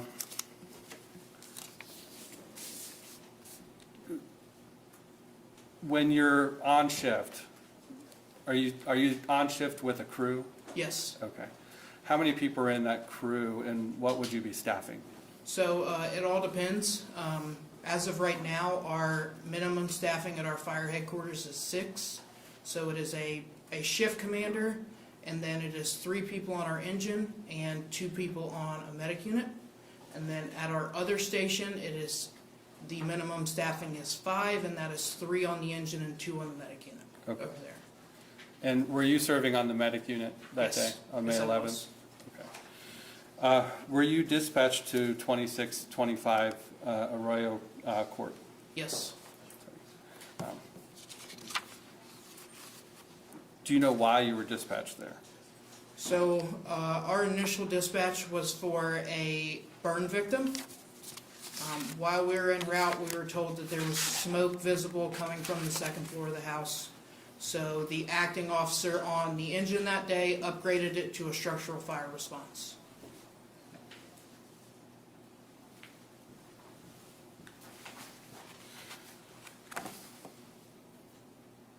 I think I misstated the name of the address you were dispatched to. Was it Arroyo Ridge. Arroyo Ridge Court? Yes. I have trouble saying the word Arroyo, I'm sorry. It's, so it was dispatched as a injured person but became a structural fire? Yes. Okay. You arrived on scene in the medic unit? Yes. Was there any other first responder present when you arrived? Yes. So my medic unit and one of our police officers pulled up at the same time. We were just ahead of him. Okay. And where did you park in relation to the house? So we parked in the cul-de-sac with the front of our medic unit facing the house, and we had kind of backed up to allow our engine to get in Okay. to And the front of the house. were you in front of the driveway to the house or the We or were the side of the house? slightly off to the right-hand side. Okay. Could you see the entire front of the house when Yes. you pulled up? Did you notice anything about the house when you got there? Yes, so when we initially pulled up, there was light smoke showing from the 2nd floor of the house. I witnessed a person opening up the windows on the 2nd floor of the house as we were getting out of the vehicle. Could you identify that person? I could not as when they were initially opening up the windows. Okay. Did you just see movement? Yeah, it appeared to be a person opening up windows. Okay. And what did you do after you parked the medic vehicle? So as soon as we parked, my EMT partner who was driving got out of the vehicle. I also got out of the vehicle and we started grabbing our EMS equipment knowing that we had a possible burn victim. And so when you say you're gathering the equipment, what's entailed in that? So for that case, we grabbed our first in bag, which has oxygen, it has stuff to be able to treat burns, bleeding, also has IV stuff so that we can give IVs. It also has medication administration stuff so that we're able to draw up medications and give those to patients. So effectively, everything you would need Yes. to service a burn victim. Yes. As you were gathering your equipment, did anyone approach you? Yes, a male did exit the front door of the house. How was that person dressed? He was wearing a winter coat and long pants. This is May we're talking about, Yes. right? What was the weather like that day? It was sunny and roughly, from what I can remember, in the 70s. What were you wearing? I was wearing a shirt and pants, And what type of shirt? just a regular T-shirt that has our department logo on the front and back. So not a coat. No. Did it seem odd to you that he was Yes. wearing a coat? Okay. Was it zipped up? Yes. Was the hood up? Yes. Were you able to see that person? Yes. Did that person say anything to you? Yeah, when we were gathering the equipment and starting to head towards the patient, I heard him tell one of our captains, "I didn't mean to do it." And how far away from you was he when he said that? Approximately 50 feet. Okay. Did you have any trouble hearing what he said? I did not. And were you able to see that person's face when he made that statement? Yes. Do you see that individual sitting in the courtroom today? Yes. Can you point him out and describe what he's wearing? He is wearing the blue shirt, blue button-up shirt. Record reflect identification of the defendant, Judge? The record will so reflect.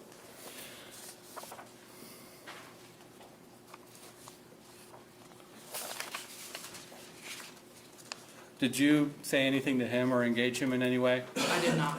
And did you proceed to the back where the victim was? Yes. Okay. When you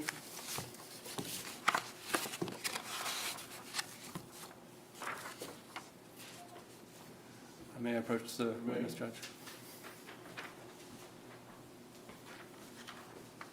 I'm showing you what's been marked Exhibit 4A. Does Yes. that exhibit depict accurately how you encountered the victim that morning? Yes, that is a very accurate depiction of how we encountered the victim that morning. Judge, this is an already admitted exhibit. You may publish.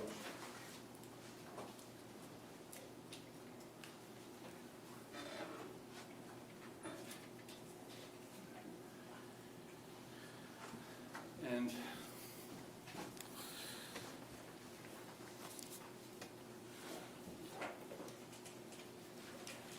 as a paramedic,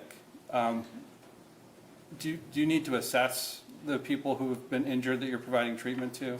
Yes, we do. How do you assess them? So we use a couple different methods of assessing patients. We use a verbal assessment, we use a visual assessment, and a physical assessment. Okay. Why do you do a verbal assessment? So we do a verbal assessment for a couple different reasons. One is to gain the patient's cognitive function, to make sure that they can make their own medical decisions at that time. The other reasons that we do it is to try and get a better understanding of what that person is experiencing at that time and how long they've been having it, and also get a good, accurate representation of their prior medical history. So whether they have asthma, diabetes, cardiac issues, prior strokes, anything like that, so that we can better understand how to treat the patient. Okay.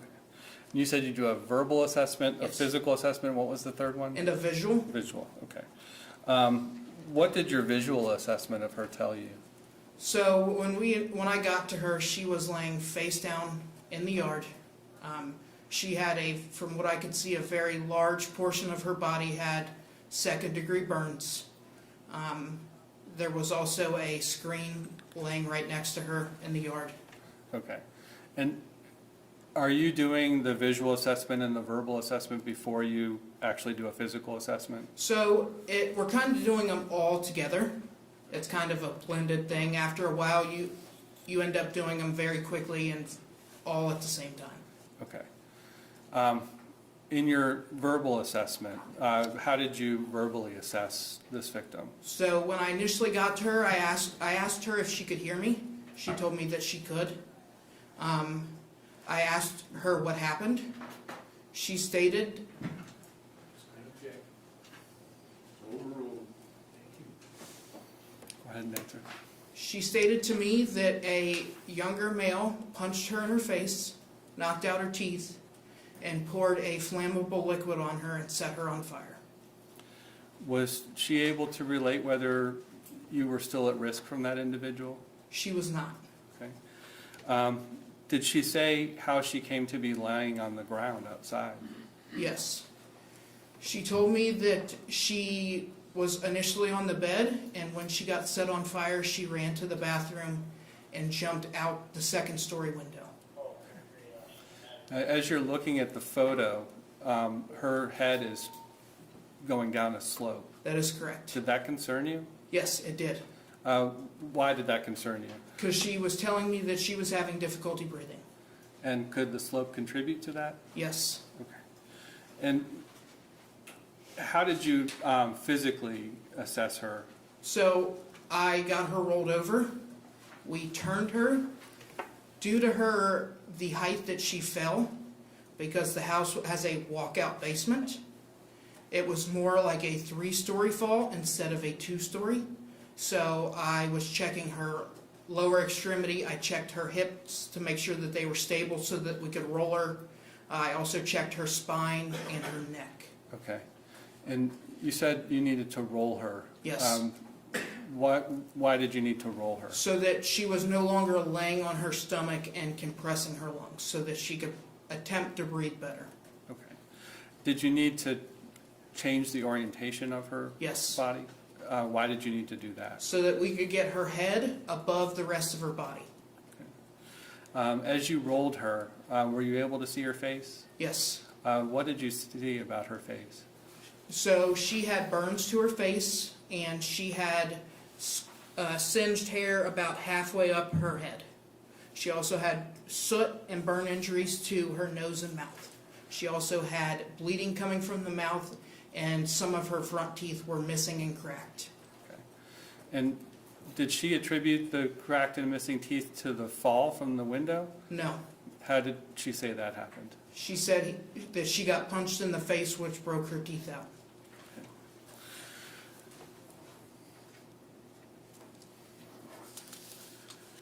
And you had an opportunity there to observe her back. Yes. Did you estimate how much of her body had burn injury? Yes, so initially our quick assessment was anywhere between 40 to 50% of her body was burned. Okay. And there's a mention of degree of burn. Yes. Can you describe what that means? Yes, so your first degree burns are going to be like a sunburn. A second degree, a typical second degree, is going to be your dark red skin and slight bubbling. A second degree full thickness means that it is burnt the good majority of the skin, but it is not charred yet. It is starting to become white and slightly ashy in color. And how did you assess her burns? They were second degree full thickness.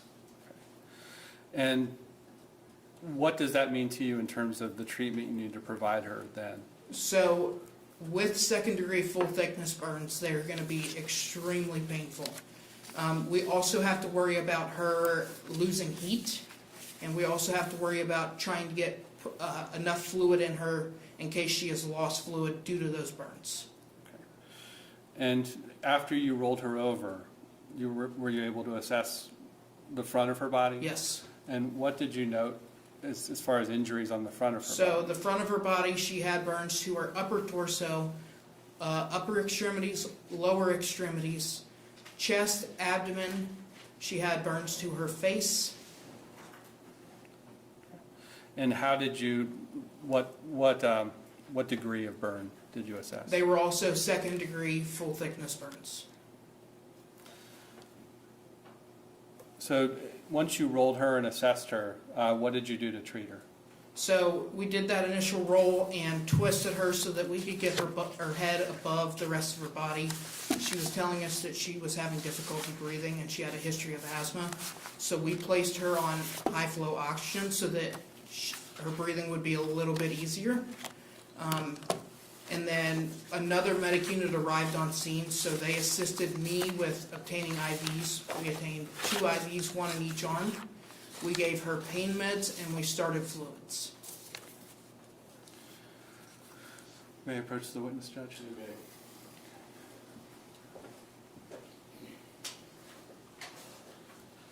Showing you 3 photographs marked as State's Exhibit 7, 8, and 9. Are you familiar with the subject matter of those photographs? Yes, I am. And do those photographs accurately capture the treatment that's ongoing with Ms. Scott at the scene of her injuries? Yes, they are. Permission to place 7, 8, and 9 into evidence, Judge, and publish to the jury?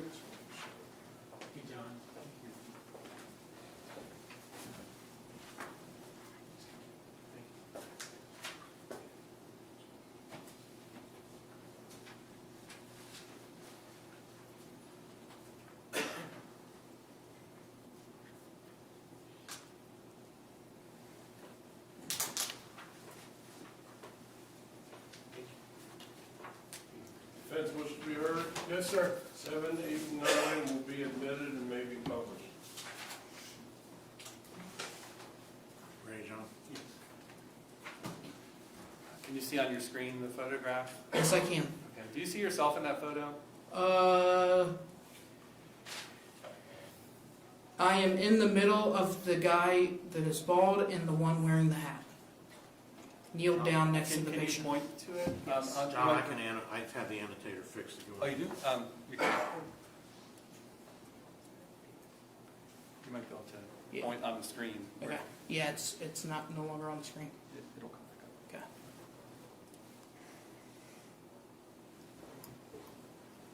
You should be able to just draw on the screen. Okay. Once you draw the circle. It's still blank. It isn't showing? It It is now showing.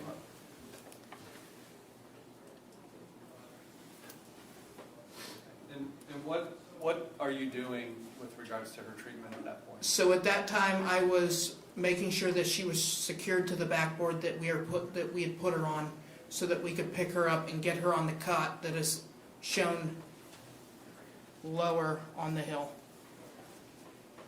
And I'm showing you Exhibit 8. Are we able to erase the end? Yeah, I have to. I'll show you how to do this. I'm sure you'll be able to do it next time. Back. Yeah, you just go there and then clear. Okay. Okay. And do you see yourself in that photograph? Yes, I do. Okay. This appears to be before she's on the backboard. Yes, it was. And what are you doing with regards to her treatment? So at that time, I was giving her one of the 2 IVs. And why were the IVs necessary? Due to the burns that she had, we were going to give her pain meds before we moved her. Okay. And Exhibit 9. Do you see yourself in that photograph? Yes, I do. Which set of hand? Where are you in the photograph? Sorry. I'm right here. And what stage of her treatment is that depicting? So that was towards the initial portion of her treatment. At that time, my EMT basic partner was handing me the IV, which is right here in his hand. He had just opened up the package, and I was getting ready to start an IV on her. Okay. And are burns visible in that photograph? Yes, there are. Can you identify where those are? Yes. They are here, here, and there, and there. Along with on her hands as well. And can you assess those burns as Yes, second degree full thickness? that is correct.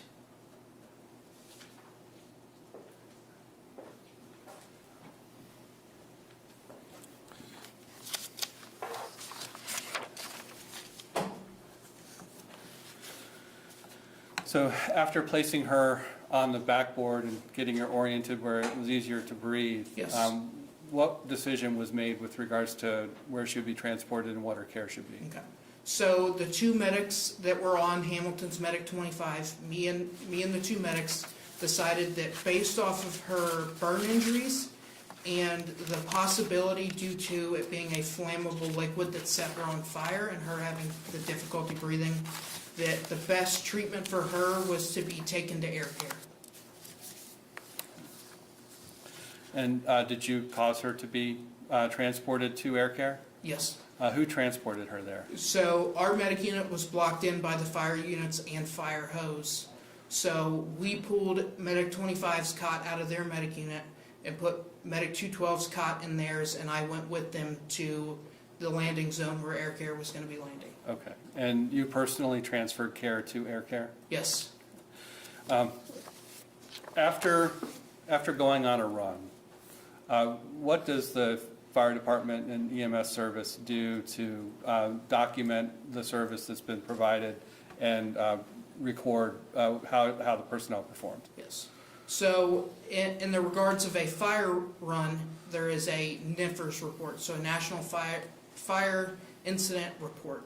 For an EMS run, it is called an EPCR, so an Electronic Patient Care Report. So every run that we make, either one of those two is completed. Okay. For this case, both were completed, and I filled out the EPCR. Okay. And what parts of the EPCR form do you compile? So the only thing that was not filled out by me was the times that we were dispatched for the run, when we got on scene, when we left the scene, when we arrived at air care. Otherwise, everything else was completed by me. Okay. And may I approach, Judge? You may. Judge, can I meet the approach on this as well? Yes.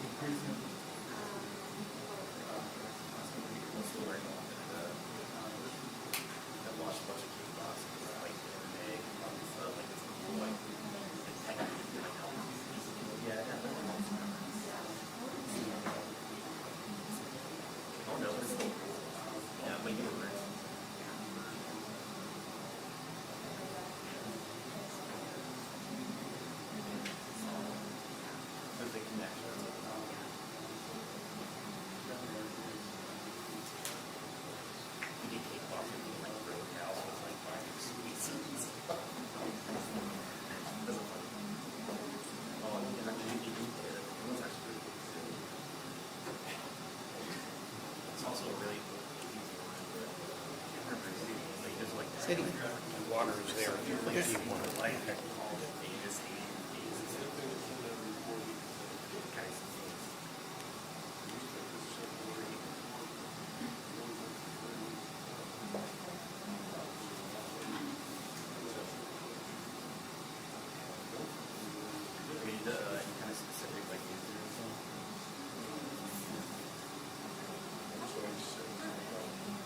I'm really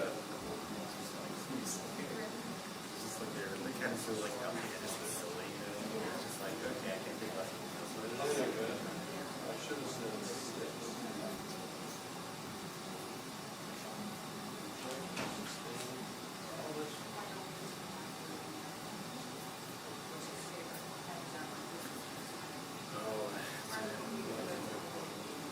List up, there's one that's unrated that I would not recommend seeing. Like, if you look it up, I'm sorry. It's got the show, it's just like this really, it's not really deep, but it's not really deep. But it's like, I've seen a lot of horror movies, and that was the one I watched, like, well, I feel properly disturbed. It's a assessment.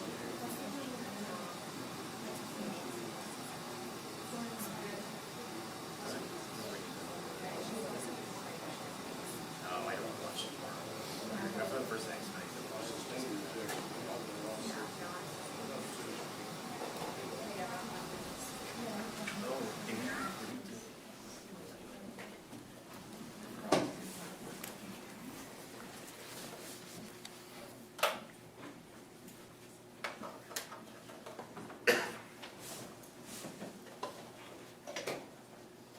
Ready? Okay.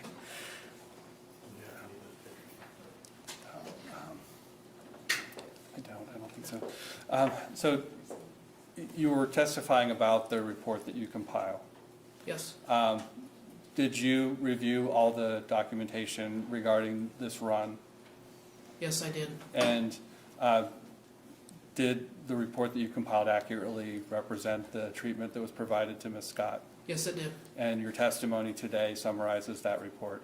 Yes. And after completing that report, was effectively the run was over for you?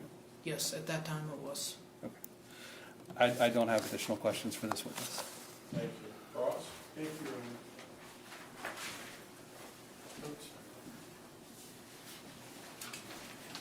Good afternoon.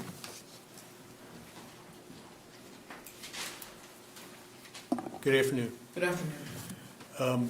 Just briefly, in the very beginning, first of all, how did you get there? What car, what transport did you get there from? So I was assigned to Medic 212, and that was the unit that we took to that scene. So I'm not familiar with all of your terms. What kind of vehicle is Medic 212? So it is an ambulance. Okay, so you're in an ambulance. Now, when you get to the scene, the first thing that you do is you're getting stuff out of, I'm going to guess, is it the back of the ambulance? So I actually got stuff out of the side door. So where some of our equipment is located, I'm able to open up a door on the side of the vehicle without actually entering into the back of it and pull stuff right out of the side. And that's where I was grabbing the equipment from. Okay.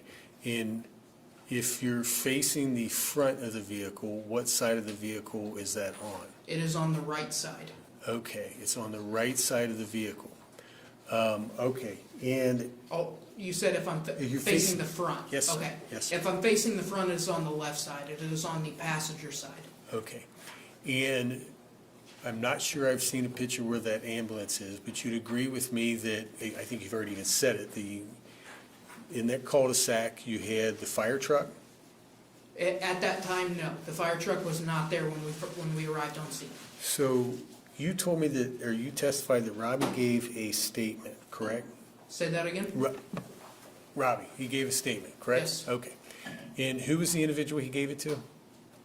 He gave it to our inspection captain. What's your inspection captain's name? His name is Jordan Peters. Jordan Peters, okay. Yes. So, and Jordan Peters arrived in the fire truck? No, he arrived just after Stebbins in a personal vehicle. It's a pickup truck. Okay. And so, is there that's a bad question. Have you seen any of the videos from this incident? Yes. Okay. And I believe one of them, Jordan Peters, Yes. is walking right next to Mr. Robinson, is that correct? That Yes. Robinson over there, correct? Yep. And behind them, it appears that that's the fire truck. No. That is the ambulance? The one off to the right-hand side is the ambulance, yes. Okay. And then you are facing the front of the ambulance on the left side of that ambulance? Yes. Okay. And you estimate that you were 50 feet away from Mr. Robinson? Yes. When he made the statement, I was walking towards the back of the house. So I was about where the passenger door was of the vehicle, looking at the house. Okay, now you're getting to where I want. So if you're facing the house, you're going on the left side of the house? If I'm looking at the house, we went to the right side of the house is where the victim was found. Okay, then I mistake what you just said about the car. You're getting stuff out of the left side of the ambulance, correct? Yes, it is the very first door behind the passenger door. Okay. And if you're facing the house, you then walk to the right side of the house? That is correct. Okay. Down to the victim. And you've seen that video that has Jordan Peters and Mr. Robinson walking next to each other? Yes. Okay. And you're not in that video, correct? No, I'm covered up by the front of the medic unit. Okay. You're covered up by the front of the medic unit? Yes. Okay. And you say, at this point, is there sirens going on? No, we turned our sirens off. There might have been sirens from the other incoming units, but they were not from us. Okay. And a lot's going on at that point? No, because our Nothing's engine was going on? out, was already out, so it took Okay. them a minute to get All there right. before. But the end of the story is you estimate you're at least 50 feet away. Yes, And if you're 50 feet away, yeah, I don't see anywhere in here that'd be 50 feet. He said it loud enough for you to hear. Was Yes. he yelling it? it wasn't a yell, but it was not an inside voice. It was a pretty sturdy statement. Okay. And did he say what he meant by that? He did not. All I Okay. heard, Did he say more than one statement to Jordan Peters? not that I know of. He just said one statement to Jordan Peters. Yes, that Okay. I know of. Thank you. I have nothing further. You direct?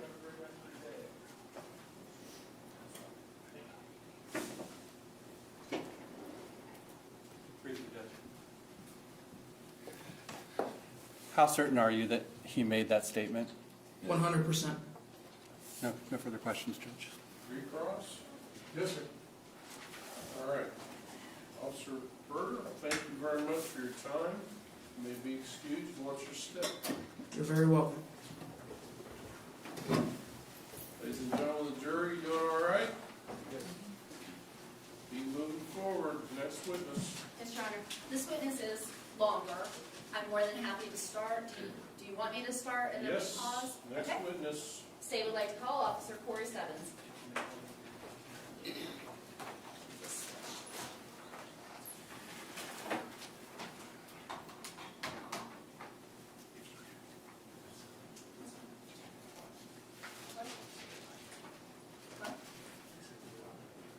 I know, I thought this would be a good time to do a break, but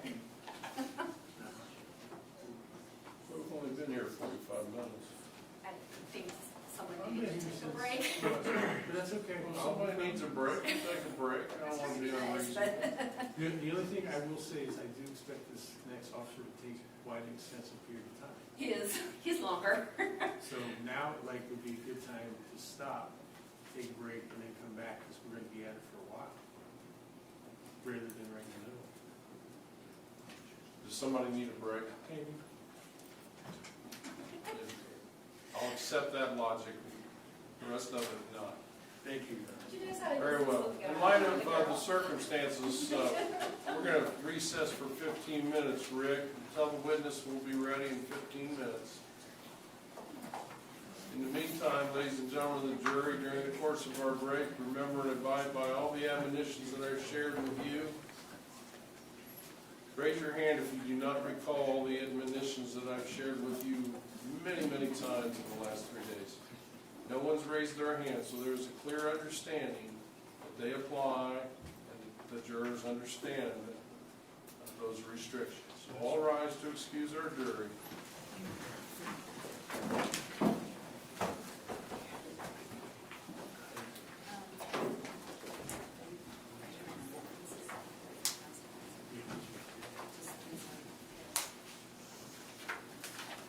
What's mine?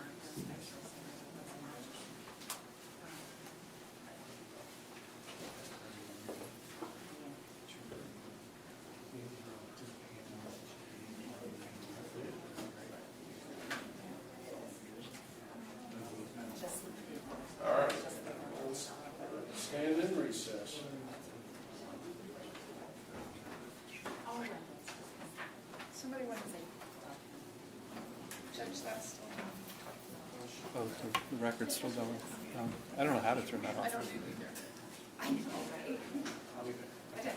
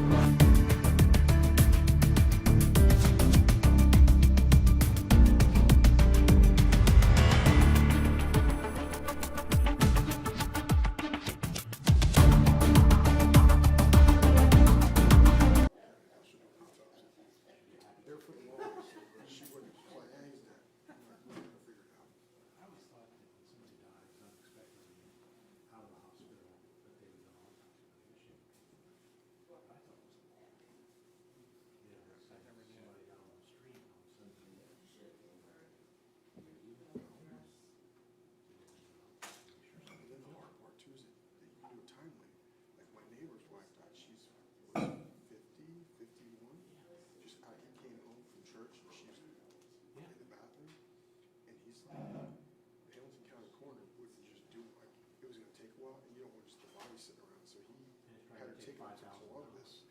They didn't in Columbus, sent her back, and they were able to keep a normal funeral schedule versus, you know, a month from now, we're gonna have a funeral. Versus the Muslim burial, where they do it in 3 days. It's a tradition.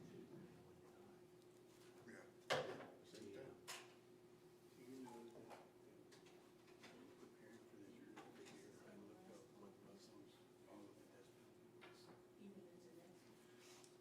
I can tell you. We went into Stones? Really? Well, her Really? country, That's what I was gonna say. her country stopped doing it in like 85 or something like that, 95. Mauritania? Yeah, they put a moratorium on it. Oh, was Mauritania or was Mauritius? No, it was Mauritania. So Muslim religion in general, West Africa. they're okay with the death penalty. There's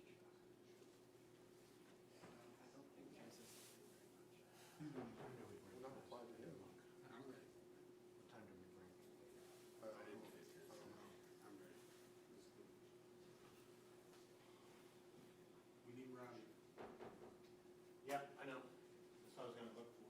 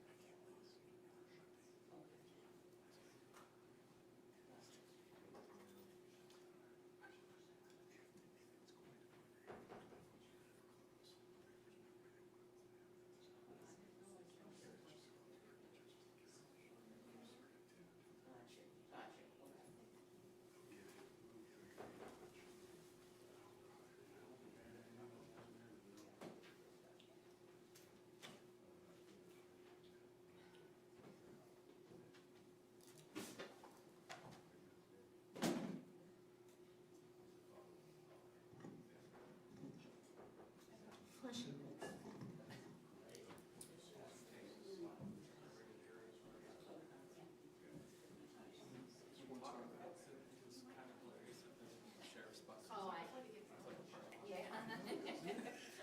That's what they're, I'm tripping, I wanna get on there and see what's on the show. At night, you know there's disco. I can see Josie.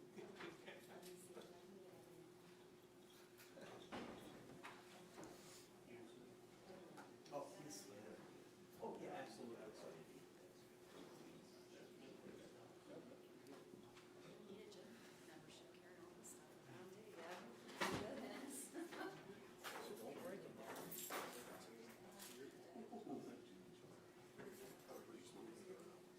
Take much? Take a mash. Yeah, we'll never go back up and say. I saw nothing. Tim? As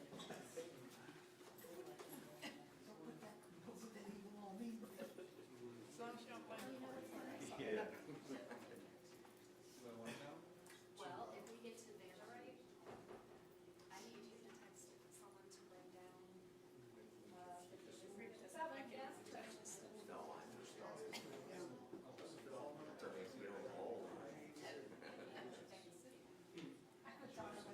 She's so OCD that when my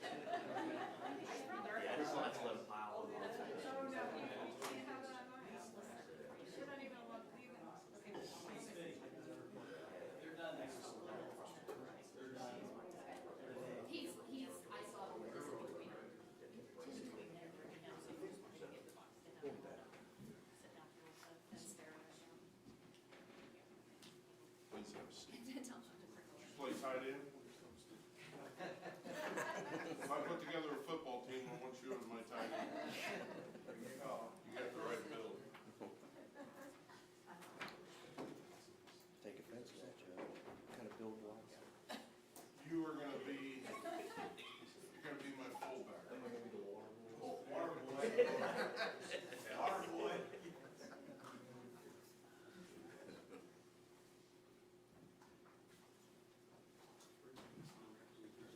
Power run, you Here's the rise for the jury.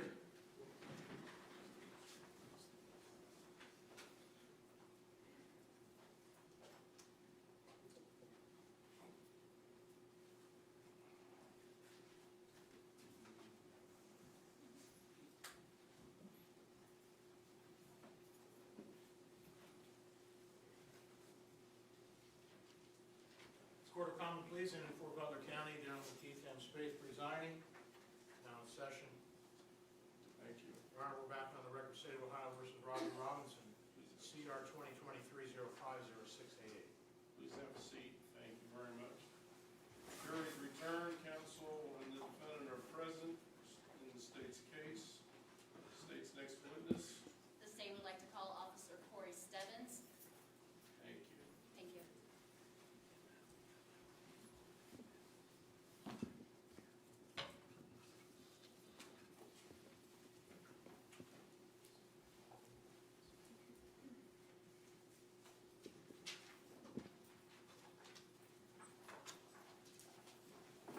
Sheriff, would please stand right here, turn and face the jury.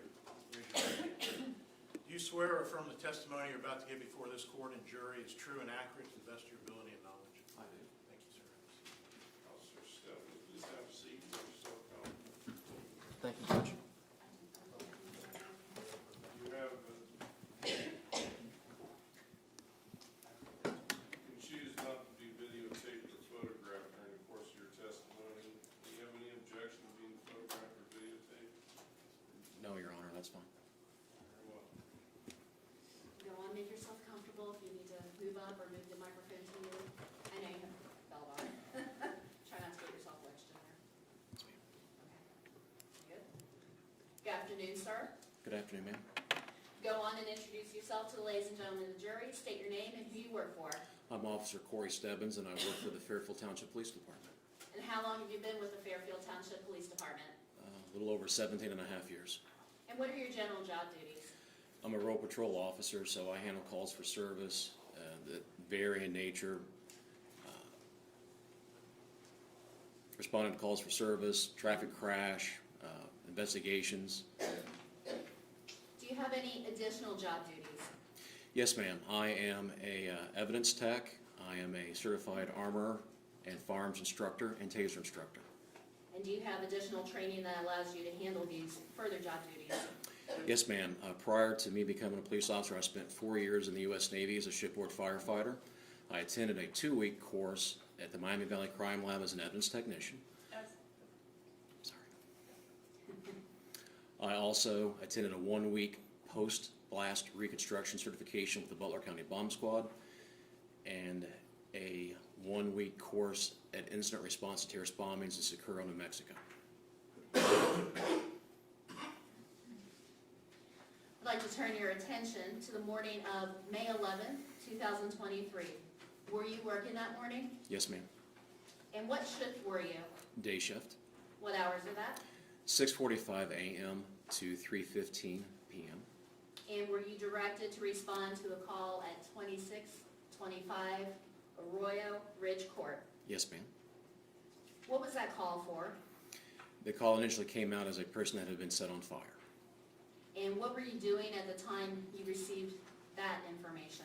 I was assisting our detectives with a unrelated arrest and follow-up to one of their investigations. Did you go ahead and respond to the call? Yes, ma'am. And approximately how long did it take you to arrive or get to Arroyo Ridge Court? About 5 minutes. And as you were driving to Arroyo Ridge Court, was the run updated in any way? Yes, ma'am. While I was responding, the call was updated to a structure fire. Is 2625 Arroyo Ridge Court in Butler County, state of Ohio? Yes, ma'am. And were you the first responding police officer to arrive? Yes, ma'am. Where did you go upon first arriving at that scene? Upon parking my cruiser, I ran to the side yard to get to the back of the residence. And Who or what did you see when you first got there? There was a gentleman in the back of the yard who was later confirmed to be the 911 caller, directed me to the rear of the residence. And could you describe the physical state, or did you see anyone else there once you got to the back of the residence? Yes, ma'am. Who? I observed the victim lying face down on her stomach with her head turned on an incline. She was severely burned. And are you able to describe her in any further detail to the jury? Yes, ma'am. She was missing part of her hair, other hair on her head that was also melted. As I kneeled down to talk to her, she had observed that he had knocked out her teeth, and I could also see blood. Appeared to be blood on her bottom lip and chin. At some point, were you directed to another person on scene? Yes, ma'am. And tell us a bit about that. I was directed by firefighters pointing to a male subject in his 20s, mid-20s. I believe I remember them saying that, hey, he just came out of the house. I observed a male wearing a heavy coat with a hood up. And did this have an impression upon you, seeing this male dressed the way he was? Yes, ma'am. If I remember, it was 74, 75 degrees that day. Do you remember how you in particular were dressed? I believe I was wearing short-sleeve shirts, and I'm dressed as I am now. Okay. Uniform, heavy vest, with all of the gear and equipment required by me by policy and procedure. Okay. But you're in long sleeves right now. Yes, ma'am. What length of sleeve were you in back in on May 11, 2023? I would believe it was short sleeve. Okay. Did the individual that you were pointing to, directed to, did he match a description that was being broadcasted over the radio calls? Yes, dispatch had advised that it was a male by the name of Robbie, 24 years of age. What, if anything, did you do when you laid eyes on this particular person? I directed the individual to come to me, and I subsequently detained the individual. What does detained mean? Given the fact that I had a victim lying with injury, I've been told that the individual had just came out of a house with a heavy jacket on, most likely involved with a fire. I detained the individual. I was by myself. I had no idea how far I had any backup coming, so I went ahead and detained that individual. Okay. Placed him in handcuffs, and while doing so, after the fact, I patted him down, asked him his name, and he confirmed that his name was Robbie, which matched up with what I was advised through dispatch. Okay. Does the Fairfield Township Police Department have body-worn cameras? Yes, ma'am. And what are body-worn cameras, or BWCs? So body-worn cameras record audio, video. You're pointing to yourself. I apologize. I'm pointing to a body-worn camera that I'm actually wearing right now. It is not on. Okay. It is policy of Fairfield Township Police Department that all uniformed officers, and depending on what the detectives are doing, to have them on their person. And did you have yours on back on May the 11th, 2023? Yes, ma'am. Did you have the opportunity to review it in preparation for today's trial? Yes, ma'am. And I'd like to show you State's Exhibit 4.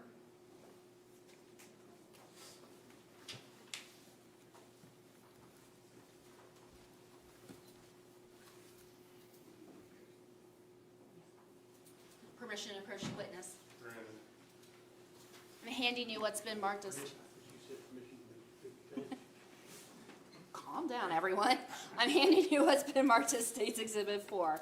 Could you identify that for the record, please? Oh, my... Hold on. I got excited.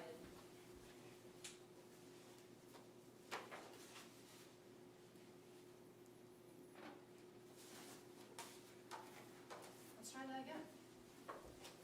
4. 4. Yes, ma'am. Does that look familiar to you? Yes, ma'am. And how does that look familiar to you? It appears to be a DVD showing Officer Stebbins' first BWC redacted. Okay. And in fact, we have viewed this together in preparation for trial, did this appear to be a fair and accurate copy of your body cam of your very first response to Arroyo Yes, Ridge ma'am. Court? Yes, ma'am. Okay. Your Honor, at this time, the state would move State's Exhibit 4 into evidence. Defense wishes to be heard. Yes, could we just have a quick sidebar? Yes, excuse us, ladies and gentlemen.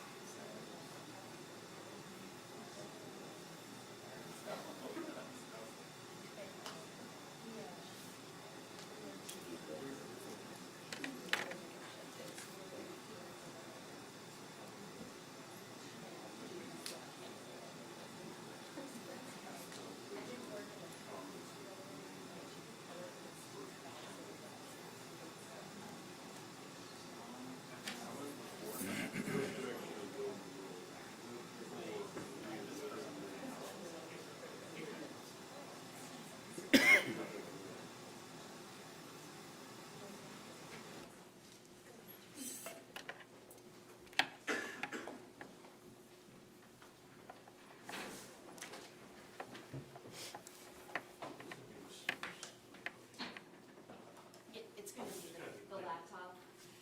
Your Honor, for the case, both parties have discussed this, and although it is on a disc, it is easier to play it from the laptop, so there isn't those hesitations from the disc player. Any Is that still objection to okay? making that accommodation? No, sir. Very well. We switch to laptop. Exhibit 4 is admitted, may be published. Thank you.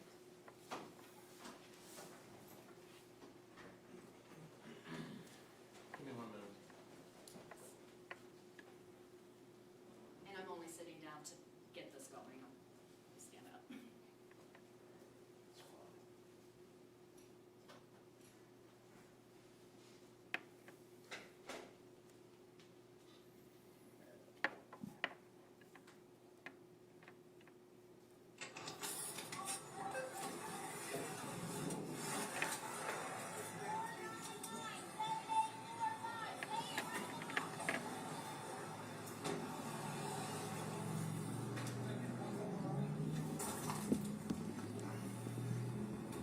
So you need any shoes or anything? Watch yourself.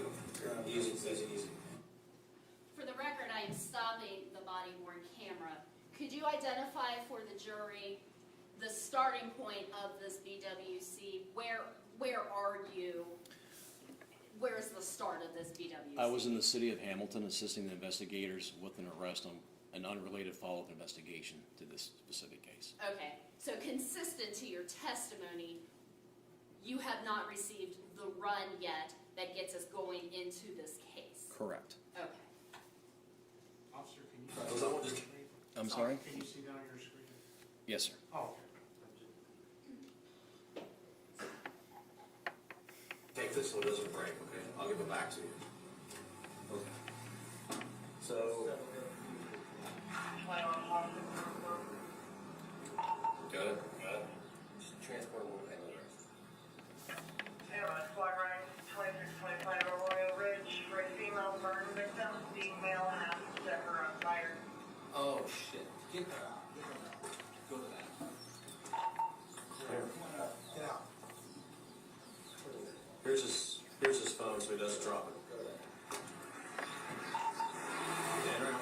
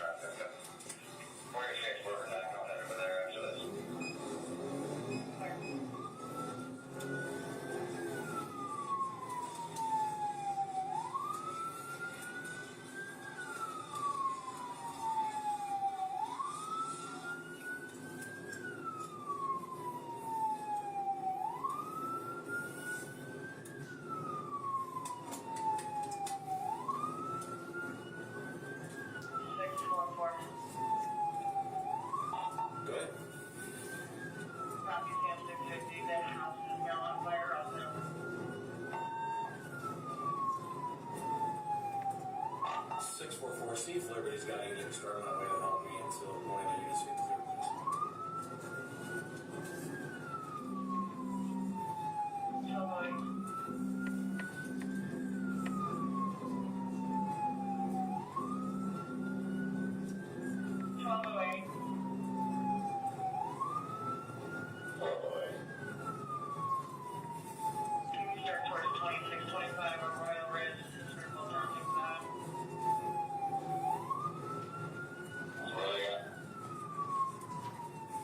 Male subject just set a female on fire. She's laying in the backyard. Now believes the male is holding set the house on fire.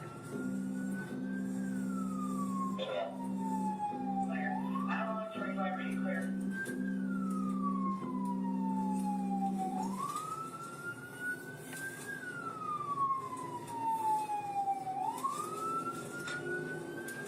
Bitch, you got 4.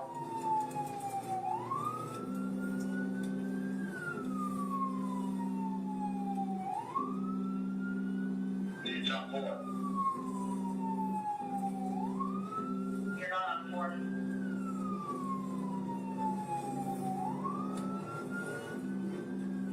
On 4. Bitch, you got 4.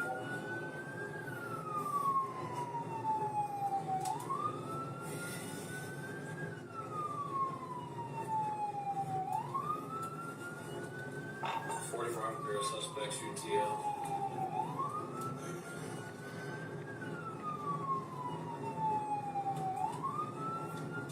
I'll meet you guys over there. We're on our way back to restart the process. Just kind of hold that time.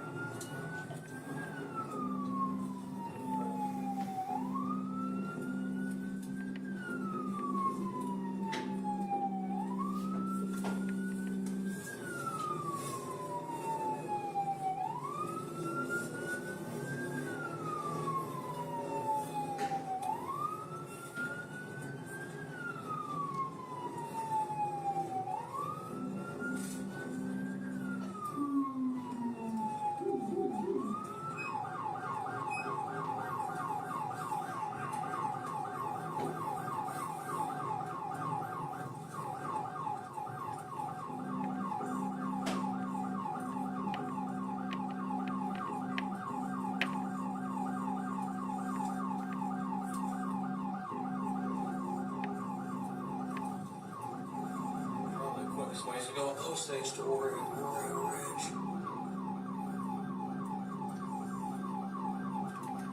Here, 2. Here, 2. They were looking for the suspects on that fire. As of right now, we don't know where he's at. He was on police side road, setting on fire. That's fair. Okay, address on it. 2625 Arroyo Ridge. Roof up business owners down here on Trenton, Wales.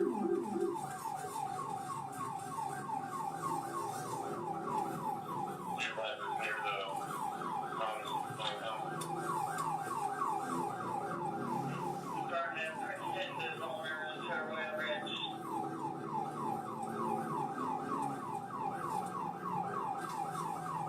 That's clear. Go ahead and that way, go ahead and be advised.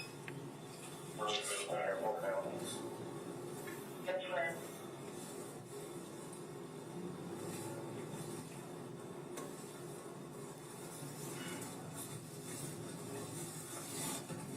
It's the other side. Crap.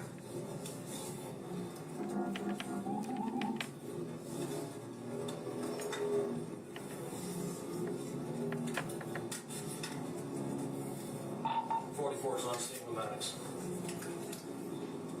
1032.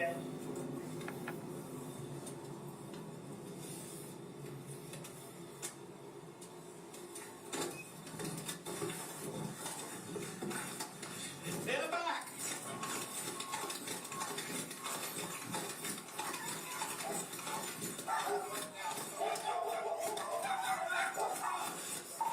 Six and four, I've got the female in the back. Severe burns control. Give me an off channel. Sure, we're... Honey. with me. I'm Officer Stebbins, so stay with me, okay? I got the medics that are coming to get you right now. I gotta breathe. Huh? I gotta breathe. Okay. I gotta help. I can't breathe. They know I can't help. Oh. Who's he, honey?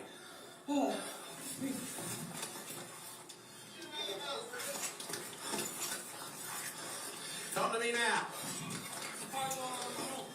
Okay. I don't know what happened. It just went off, bro. I try to. Stop. Well, I find out what's going on. All right. What happened? Is there anybody else in the house? Who? My stepmother. Your stepmother jumped out the back. Oh, she did? Yes. What's your name? Robbie. Robbie? Yeah. Okay. 644, I got the suspect. In custody.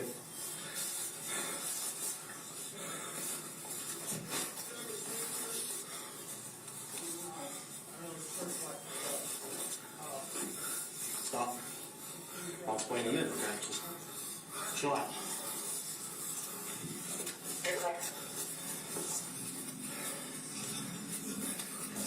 She's in the very back because you got somebody. Yeah, it's back.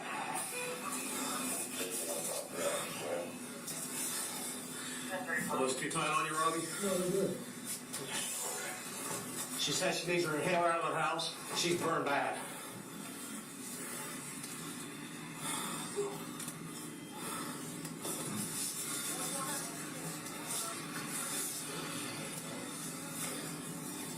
All right. Do you need any medical treatment? I tried to. You breathing okay? Yes. Okay. Listen, I got a whole hot mess right now. So here's what's going to happen. I'm going to sit you back here with me for a minute, okay? I got some other guys coming. 5352 Sunrise View, 5352 Sunrise View. I'll do that back in a minute. Have us back here for me, okay? You sure those aren't too tight? You okay? All right, I got a lot going on. Give me a minute.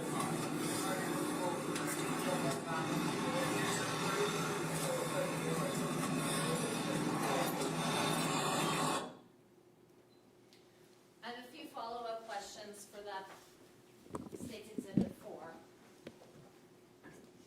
When you first arrived on scene and went running out of your cruiser, it sounded like you were talking to somebody and you were saying in the back. Do you remember that? Yes. Who were you talking to? Not necessarily a name, but were you talking to an ambulance? Yes, or- I was trying to be loud enough so they could hear me. Okay. And then we saw on your body cam a gentleman behind the fence or near the fence, maybe in blue. Yes. Do you know, and again, you don't have to remember name, but do you remember who that person was? I believe his name was Dennis Williams, and he was later confirmed as the 911 caller. Okay, all right. And then we saw on body cam the person that you put in detention. We saw that you unzipped that coat Yes. type thing. Why did you do that? It's a Terry pad to make sure there weren't any potential knives or other weapons on Okay. him. I was by myself. It was an officer safety issue. I wanted to ensure that he didn't have anything on him. And we also saw maybe something that perhaps you took out of a pocket Yes, on ma'am. that individual. What was that you took out? A cell phone, ma'am. Okay. And we'll get to that a little bit later, okay? Yes, ma'am. Sir, does the Fairfield Township Police Department also have cruiser camera video in their vehicles? Yes, ma'am. And could you explain to the jury what those are? So the cruiser cams, if you look at at least our specific vehicles, you will see a camera that sits down by the rear view mirror of the vehicle. It is activated by when an officer activates the lights, the overhead emergency activated lights on the cruisers, the red and blue lights, that will kick on, and in doing so, it also activates our body-worn cameras. And it will record the interior of the car and the back seat, and it'll also record the front view. And when they record, is it fair to say the front recording is called stream 1 and the backward in the back of your vehicle is called stream-free for some reason? That is up to the admin and how the Okay. tech set it up. I do not know. Okay. Were your cruiser cams activated on May 11, 2023? Yes, ma'am. And did you review your cruiser video in preparation for today's trial, both front and back? The front, yes, ma'am. Okay. I'm going to show you what's been marked as State's Exhibit 10.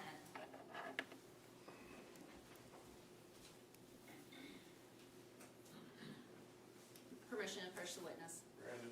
Thank you. Now, here's 10. Yes, ma'am. And could you identify what State's Exhibit 10 is? It is Officer Stebbins' cruiser cam, stream 1, Okay. exhibit 10.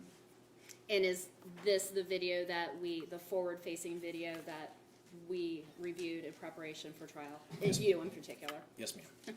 Okay. And did that appear to be a fair and accurate copy of your cruiser cam video Yes, ma'am. from May 11, 2023? Yes, ma'am. Thank you. Your Honor, at this time, the state would move State's Exhibit 10 into evidence. Just, Counsel wish to object? just note the same objection, continuing objection. Noted. State's Exhibit 10 will be admitted and may be published. Thank you. Again, while this is on disc, the state would like to play it off of the laptop for ease of. Any objection? No, sir. Permission granted. Let the record reflect that instead of beginning at the very beginning of this, we would like to fast forward it to minutes 7:22. Any objection? No, sir. Granted.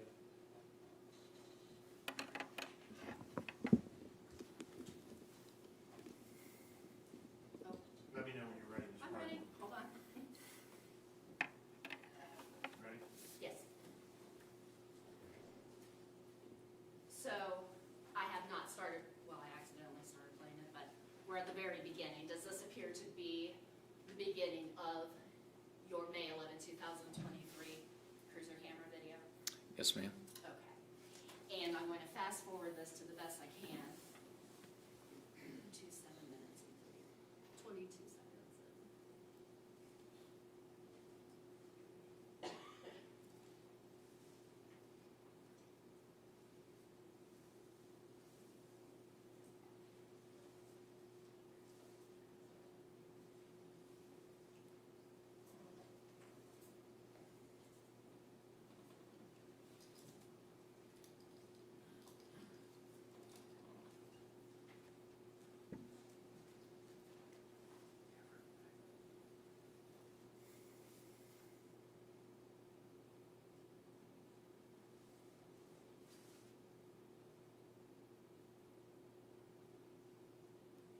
Well, I'm almost there. I think I am 7 minutes or so in.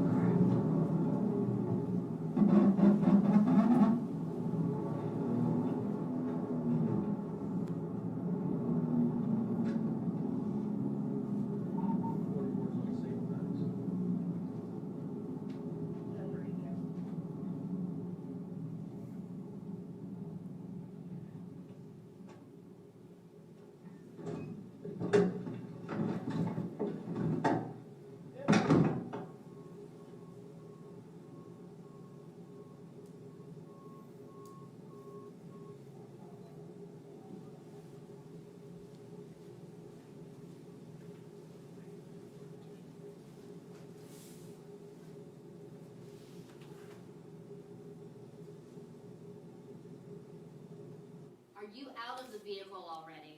Yes, ma'am. I've paused the video for the record. I'd like to backtrack for just a moment.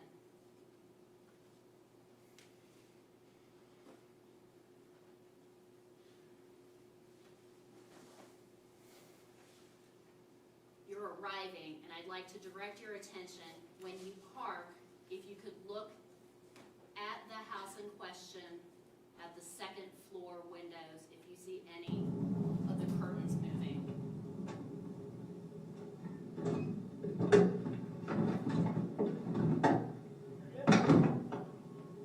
Do you?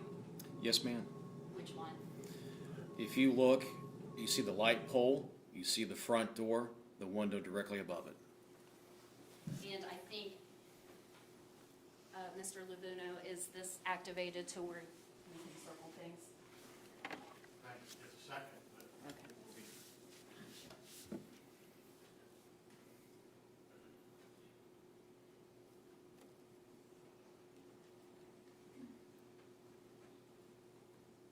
give it a second to refresh. Yes, sir. Okay, hold on for 1 second, please. Yes, ma'am.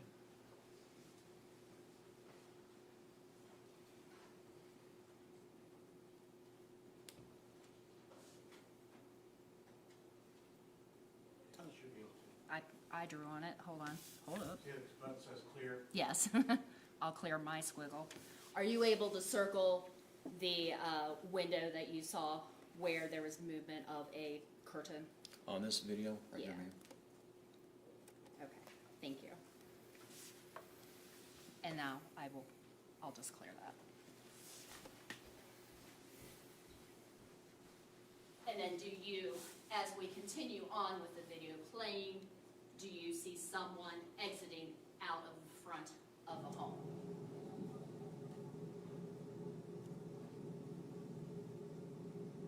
Yes, ma'am. Okay. And we'll continue on from here.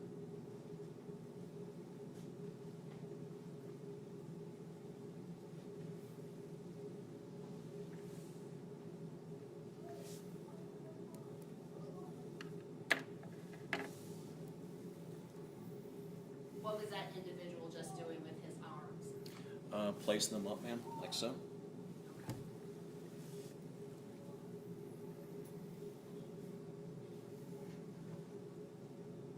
For the record, is he near somebody? Yes, ma'am. Who is that person? Jordan Peters with the Fairfield Township Fire Department.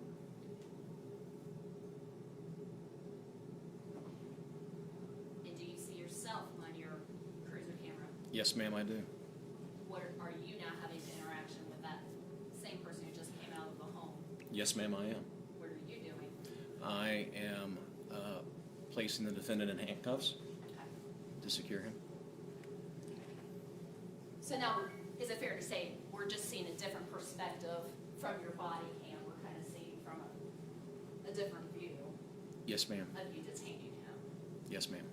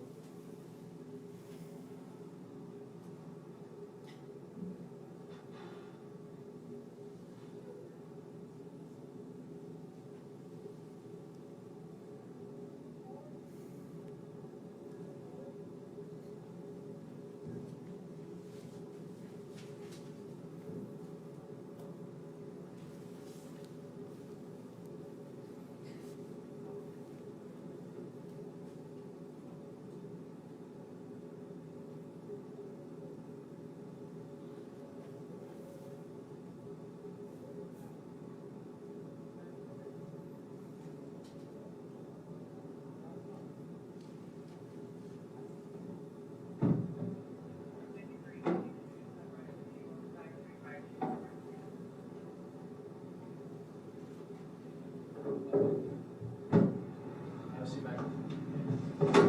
Sure those aren't too tight, you okay? All right, I got a lot going on, give me a minute. All right.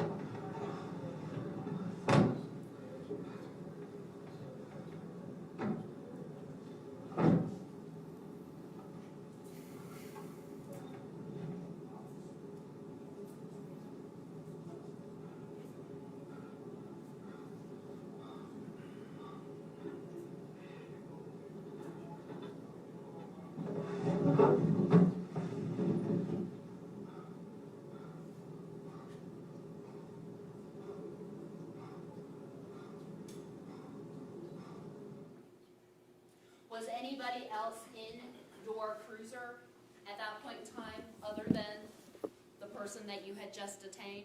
No, ma'am. I'm a single unit officer. I did not have a partner. The only other individual in my vehicle at that time was the defendant. So anyone making any noises in there came from the person that you detained? Yes, ma'am. And looking around the courtroom today, do you see the person that you detained?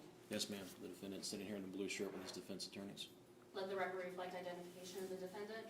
So reflect. Thank you. How did you take any safeguards to make sure that the defendant was not able to just pop out of your vehicle and run away? Yes, ma'am. I secured and locked the doors. The windows were rolled up. Okay. And did you make sure that it wasn't going to be too hot, too cold in the vehicle for him? Once I had got him secured, I moved the vehicle. Officer Trenton Smith was the first uniformed officer to arrive, and I had passed him off to Officer Smith to keep an eye on him and help watch him and make sure he was okay. Okay, all right. Along the same lines of the forward-facing cruiser camera, were your cruiser camera videos working facing behind? Yes, ma'am. All right. And were those activated as well? That activated as well? Yes, ma'am. All right, and just for authentication purposes, I'm going to show you what's been marked as State's Exhibit 12.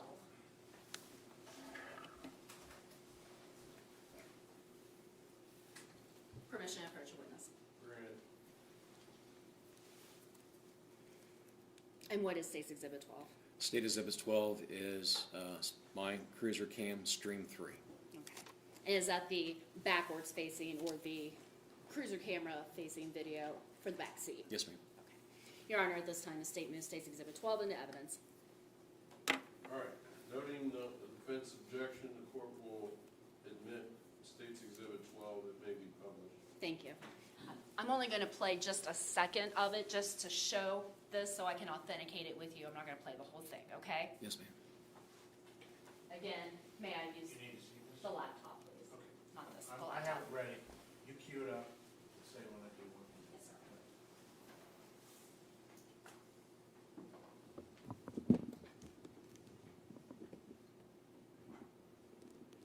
Ready? I'm sorry, are we ready?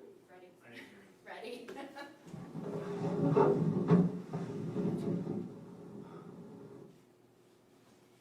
Does that appear to be a fair and accurate rendition of your cruiser camera video from May 11, 2023, from the back of your cruiser camera? Yes, ma'am. Thank you. I'm done.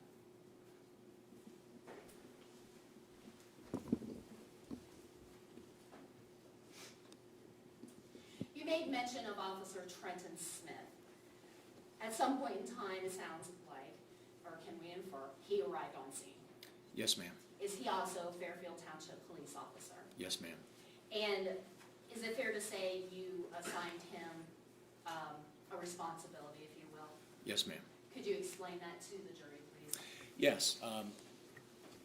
After the defendant had been placed in the back of my cruiser, Officer Smith had responded to that area while I was still trying to assist fire department personnel, secure the scene and everything else. I wanted to make sure that there was an officer that could stand by to assist the defendant in case he had any issues or needed to talk, or just basically monitor his safety and well-being to make sure he was okay.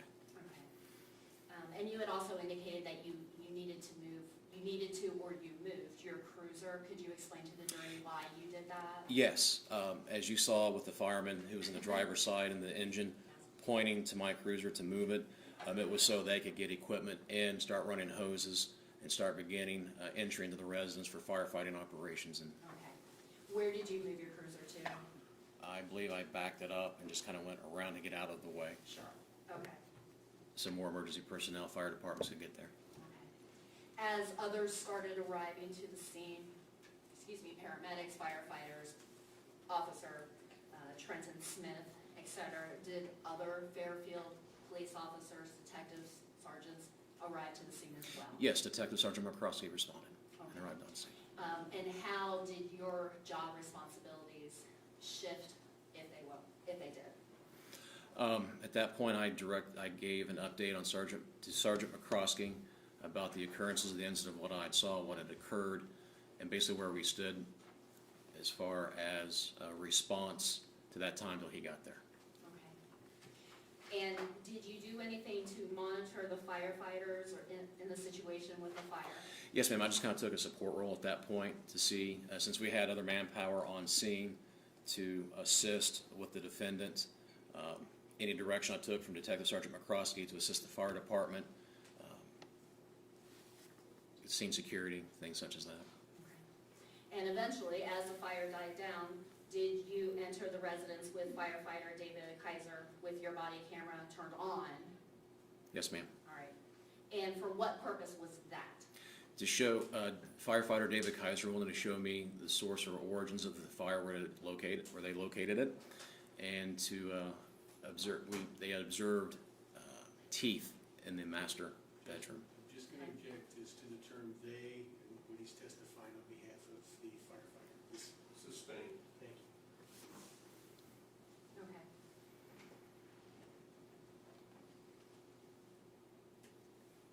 Why did you enter the home with firefighter Kaiser without saying what firefighter Kaiser was saying to you? What was your purpose of going into the home that first time with Kaiser? I'm not quite sure I understand, ma'am. Why did you go into the home with Kaiser? What was your purpose? To go in, secure the residence, to observe the origins of fire, and get a general walk down of the residence, and at one point also ascertain if there is anyone else in the residence. Okay. And did you have your body cam on again? Yes, ma'am. Your body camera, okay. Yes, ma'am. And is it fair to say that if you turn your body cam on and off, it creates different videos, if you will? It's not one long, great big video. It Correct. breaks up into different videos. Yes, ma'am, that is correct. Every time that we turn the body cam off, from the time that we turn it on to the time we turn it off is one segment of video, and then we activate it again. It begins a different segment which will record date and time. And Okay. So I'm going to show you what's been marked as State's Exhibit 13.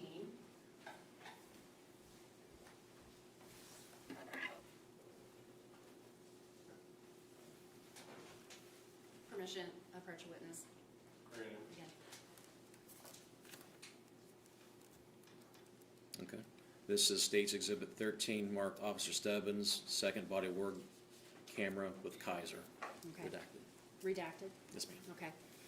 Your Honor, at this time, the State would, and did you review this in preparation for trial? Yes, ma'am. And as the redacted, did you review this? And it doesn't have any words, no conversation between you and firefighter Kaiser is on this video? Correct, it is not. Okay. Your Honor, at this time, the State would move State's Exhibit 13 into evidence. Noting defense continuing objection, Exhibit 13 will be admitted and may be published. Thank you.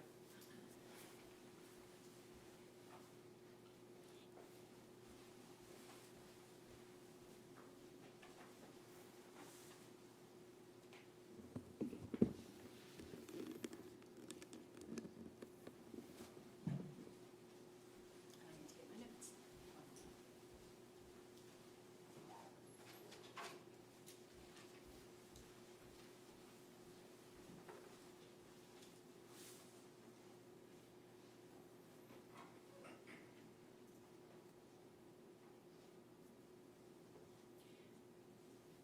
I'm ready for this to be published, sir.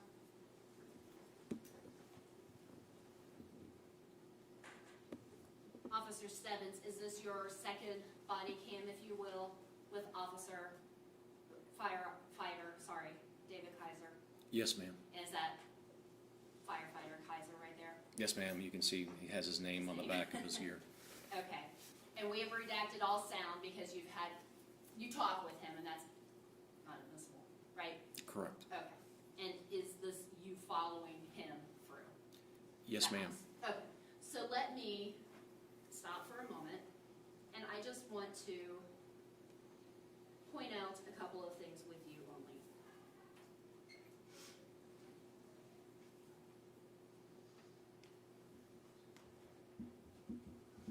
As you walked the scene with firefighter Kaiser, were you taken to the master bedroom, or did you go to the master bedroom? Yes, ma'am. And did you find or interest to you, especially as an officer and as an evidence technician, as you told the jury in your background information? Yes, ma'am. What? Well, I was taken to show the origins of the fire. As you look at the bed, standing at the foot of the bed, the headboard would be here. To the right, I saw firefighter Kaiser pointed out that in front of the closet, the right side of the bed, and on the mattress. And while I was also up there, we discovered 2 teeth with the roots attached and a blue Bic lighter in the master bedroom. Allow me to, for the record, go to 11:09:11 of your body cam.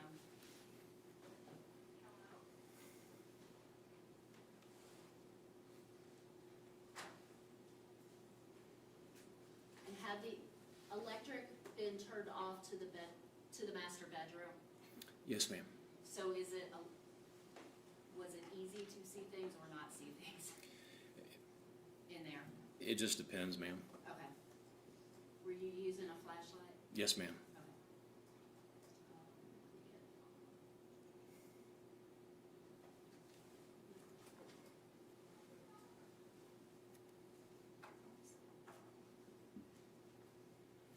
Well, I'm gonna start playing from 11:09:04 because I'm trying to stop it. So I've tried to stop. You can use, I think, is the touch screen okay? If you want to circle anything that helps your testimony regarding teeth. All right. And then, oh, no, okay. All right. Are those the 2? Yes, ma'am. Got it.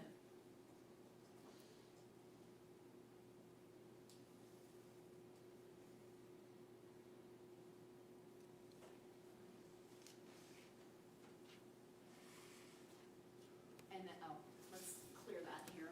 Do you see the clear button? Yes, ma'am. I just took care of it. Oh, you did. Okay. And then you also made mention of a Bic lighter that had caught your attention. For the record, I'd like to go to 11:09:52.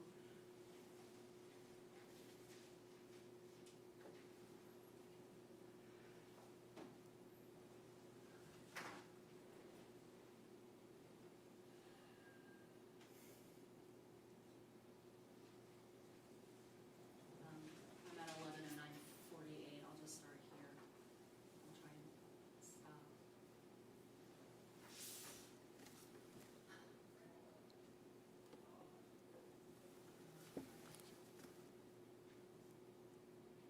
What are you doing here?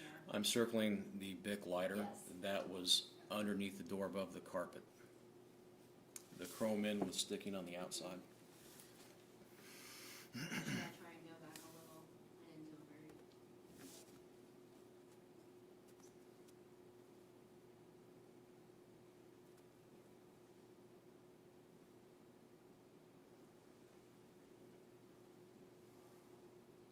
Run it back for a second, ma'am. Yes.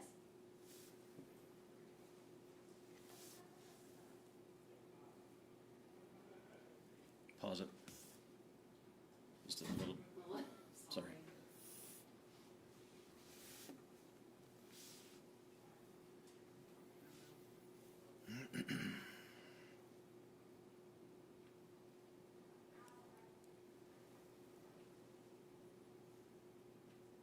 Right there.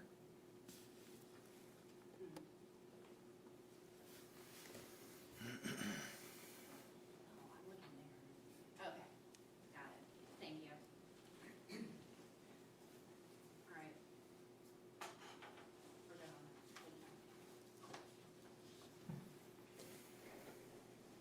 Did you also go into the master bathroom?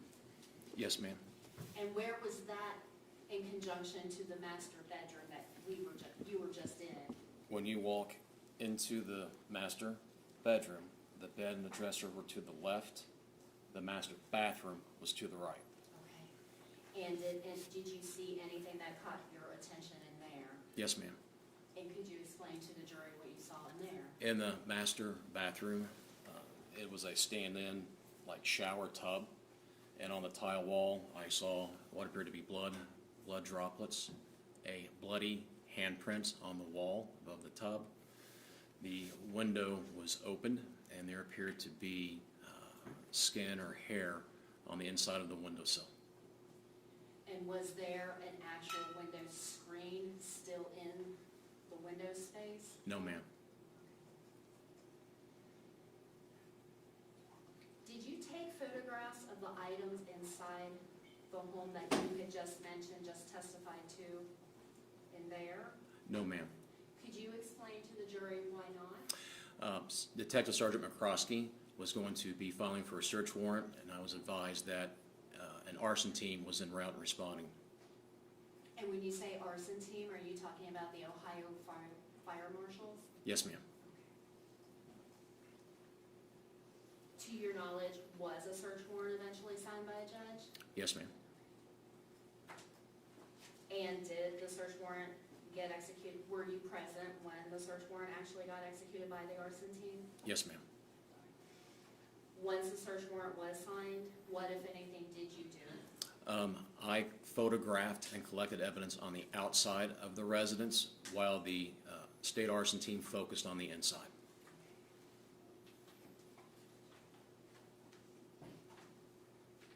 I'd like to show you what's been marked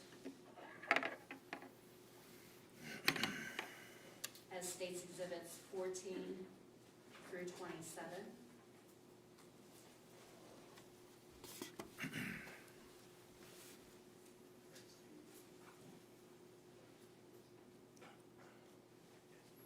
Permission to approach the witness? Brandon?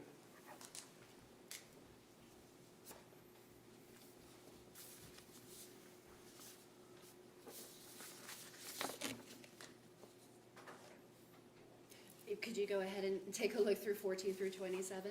Yes, ma'am. You can just do it quickly and to yourself, and then I'll ask you a question about the collective of them.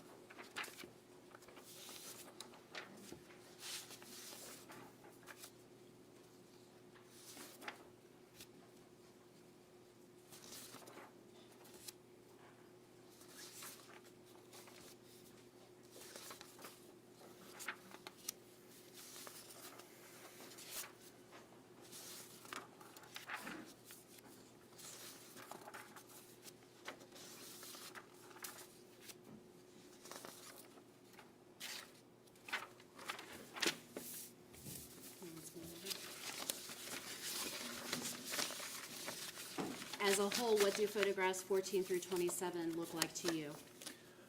Photographs that were taken of the outside scene of the residence. And are those photographs that you took? Yes, ma'am. And knowing that the arson team or the Ohio Fire Marshals were going to take photographs, why did you also take photographs as well? Outside evidence, depending on the weather and other things, can blow away or subject to environmental conditions.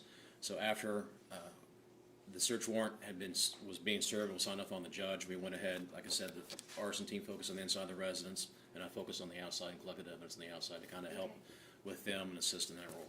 And did it take them, well, were they there when you were taking these? Yes, as well? ma'am. Okay. Do those appear to be fair and accurate copies of the photographs that you were taking at the time? Yes, ma'am. Okay. Your Honor, at this time, the state would like to move State's Exhibits 14 through 27 into evidence. Judge, wish to be heard? Yes, sir. Be admitted, you may publish. Thank you. 14 through 27.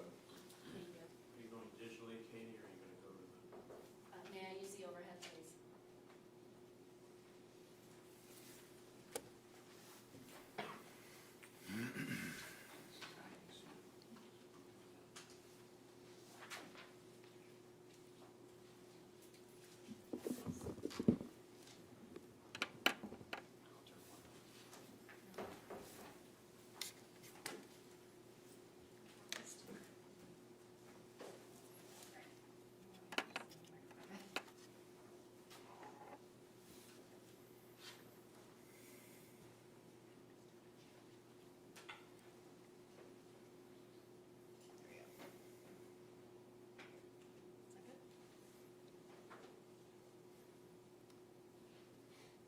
So let's go through these. Could you explain what State's Exhibit 14 is?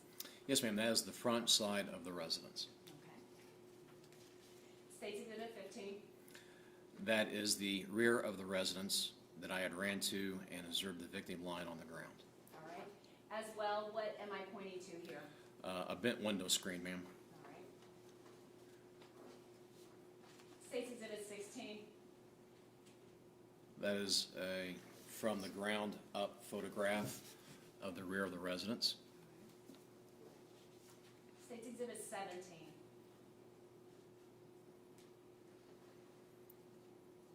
What in particular, what window does that room go to? That is the window to the master bathroom. And what were you, this right here, if you will, what were you trying to document in that photograph? Trace evidence of either skin or hair. As well as State's Exhibit 18. Yes, ma'am. Were you trying to do the same thing there? Yes, ma'am. Okay. State's Exhibit 19. First of all, what is that? Just could you educate the jury? That is a placard that we'll use when we're able to observe evidence to be collected. We will take a photograph, put the placard next to it, and that one is letter A. Okay. And what were you depicting on the ground there as letter A? It was either skin or hair, ma'am. Okay. And placard B in the general area there on the ground in the yard, what were you depicting there? Again, more skin and or hair. Placard C. That was by where the victim was lying, and that appears to be blood. Okay. And I should go back, and I apologize. I'm trying to hurry because it's 3:31, and I apologize. Placard A is State's Exhibit 19 Yes. photograph. Yes, I ma'am. apologize. That is my fault. And State's Exhibit 20 depicts placard B. Yes, ma'am. State's Exhibit 21 is placard C. Yes, ma'am. I'm very sorry about that. Going back now, in line. State's Exhibit 22, is that a close-up of The blood, yes, ma'am. placard C? And getting back on track, State's Exhibit 23, what does that depict? That is placard D, and that appears to be either hair and or skin. Appears to be hair. And State's Exhibit 24, It's a close-up of D. State's Exhibit 25 is, More hair, burnt hair. and then State's Exhibit 26, Is a bent window frame. and since you were up in the adjoining master bathroom, does that appear to be the same size as the master bathroom Yes, ma'am. frame? Okay. And then State's Exhibit 27, what is that a close-up of? Blood drop on that window frame. Okay.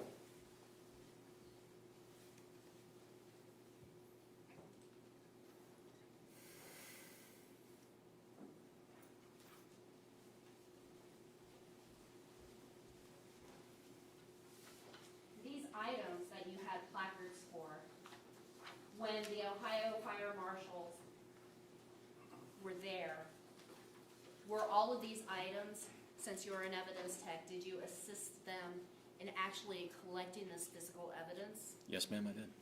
And could you explain to the jury, how do you go about, how did you learn, and how did you, in this case, go about collecting that physical evidence? So, again, the state fire marshal's team, arson team, focused on the inside of the residence while I did the outside perimeter. What we'll do is we will take a photo, close up, put a placard next to it. Anytime that any evidence is collected, I will use rubber gloves, and I will use a different bag for every piece of evidence that is collected. Okay. And in particular, I'd like to turn your attention to what you have identified as placard B, and I'm making reference to State's Exhibit 20, this photograph. You collected what is depicted in State's Exhibit 20, the placard B. I'm going to show you what's been marked as the physical evidence, State's Exhibit 239. Permission to approach the witness again. You may. I'm handing you what's been marked as State's Exhibit 239. Yes, ma'am. Okay, I have gloves here as well. Thank you. They're a very masculine lilac. Let the record reflect. They might be a little small, sorry.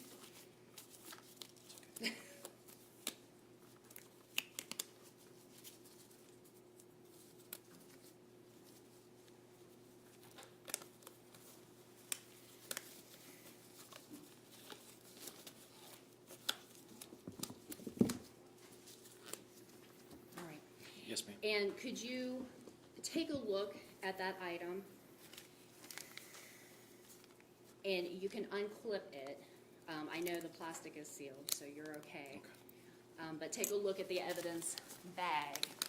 And if it looks familiar to you, let us know what that is. This is the brown evidence bag that I used that is documented B with singed hair or what I put on here, grass or flesh. You can see where I had originally taped it and marked my initials and my badge number, which is consistent with what I was taught at the Miami Valley Crime Lab. Then there's my name, the date it was collected, and the address. And that's your handwriting? Yes, ma'am, it is. Okay. Now, it seems like there is a plastic bag that was clipped to the brown bag. Are you able to explain how or why we now have two bags? Yes, so evidence technicians collect evidence. Then it will get sent off to a lab. At that point, they conduct their testing and do what they need to do depending on the type of crime or what the evidence it is and what's requested of them. It appears that they have put it in a different bag after testing the evidence, and then it was submitted to me for today in this way. All right. Looking at the clear bag and the contents in the clear bag, the contents in the clear bag, does that look to be the same items that you collected? Yes, ma'am. Does it appear to be in the roughly same physical condition as when you collected it? Yes, ma'am. Your Honor, at this time, the state would move State's Exhibit 239 into evidence. That's what Yes, you heard. 239. Yes, sir. You admitted, may be published. Thank you.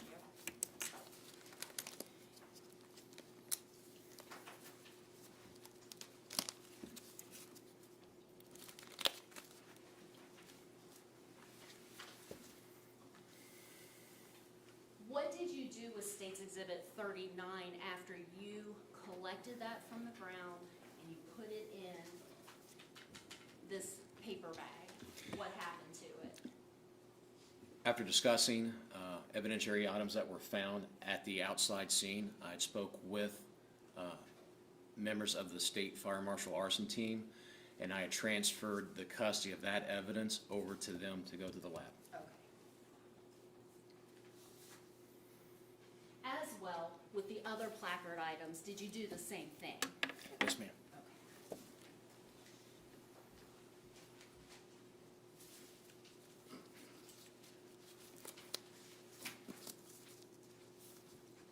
While you still have your gloves on, keep this on. We saw in your body cam that you had also taken the defendant's phone as well. Did you keep that as evidence and then turn that over? Yes, ma'am. All right, I'm going to show you what's been marked as State's Exhibit 11. Permission to approach the witness. Granted. There you go. That's still sealed. I have scissors there. Am I allowed to open it? Okay.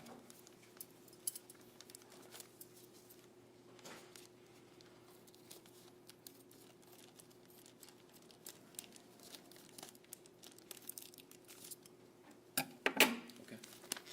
You can take it out if you need to look at it. Okay, it's a black Apple iPhone. Does that look familiar to you? Yes, ma'am. How so? It was taken off of the defendant by me and placed in the front of my cruiser. Taken off the defendant?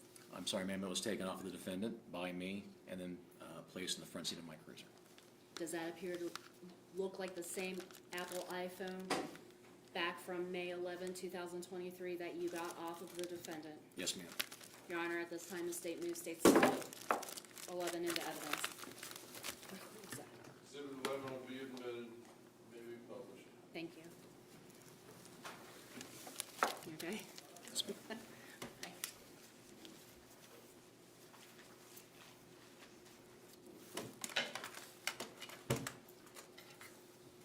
So that is the cell phone that we saw on your body cam that you got out of the defendant's pocket? Yes, when ma'am. he came out Yes, ma'am. of the house. What did you do with this cell phone when you took it into evidence? Who did you hand that off to? I handed that off to a member of the State Fire Martial Arson team, ma'am. Okay.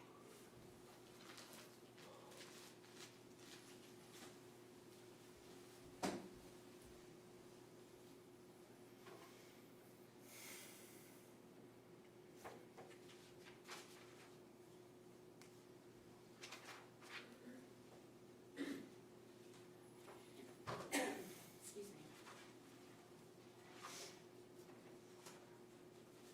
At some point in time, while you were still on scene, and after the search warrant was executed,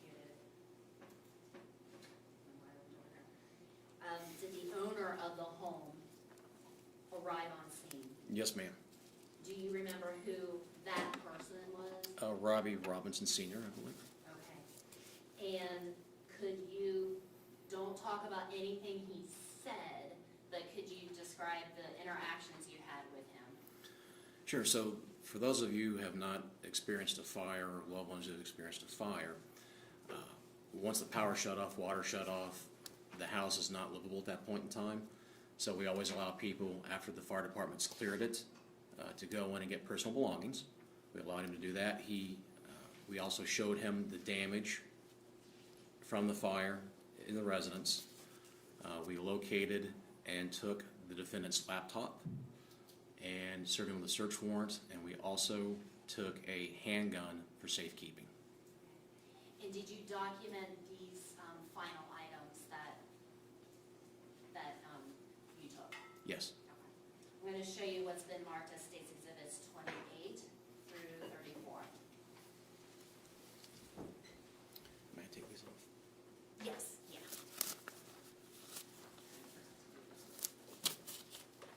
Thank you, sir. Granted. Did you just say granted? Permission to approach what you're going to say, Yes. in my response is going to be granted. Thank you. I'm handing you what's been marked as 28 through 34. Yes, ma'am. Go ahead and take a look at those again. Not again, but go ahead and look at those. And when you're done, go on and look up.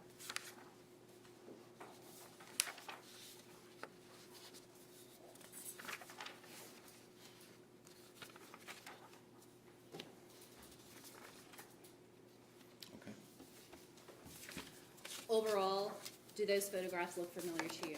Yes, ma'am. How so, just as a collective? They were photographs with placards that were taken at the scene. Okay. Are those items that were physical evidence that were, other than the cell phone, other than items that were inside the home that you just discussed or Yes. testified? Yes, ma'am. Okay, and do those appear to be fair and accurate renditions of the items that were found inside the home, Yes, ma'am. except for the cell phone? Yes, ma'am, except for the cell phone. Okay, and does the cell phone photograph appear to be fair and accurate as well? Yes. Your Honor, at this time, the state moves 28 through 34 into evidence. Will be admitted, you may publish. Thank you.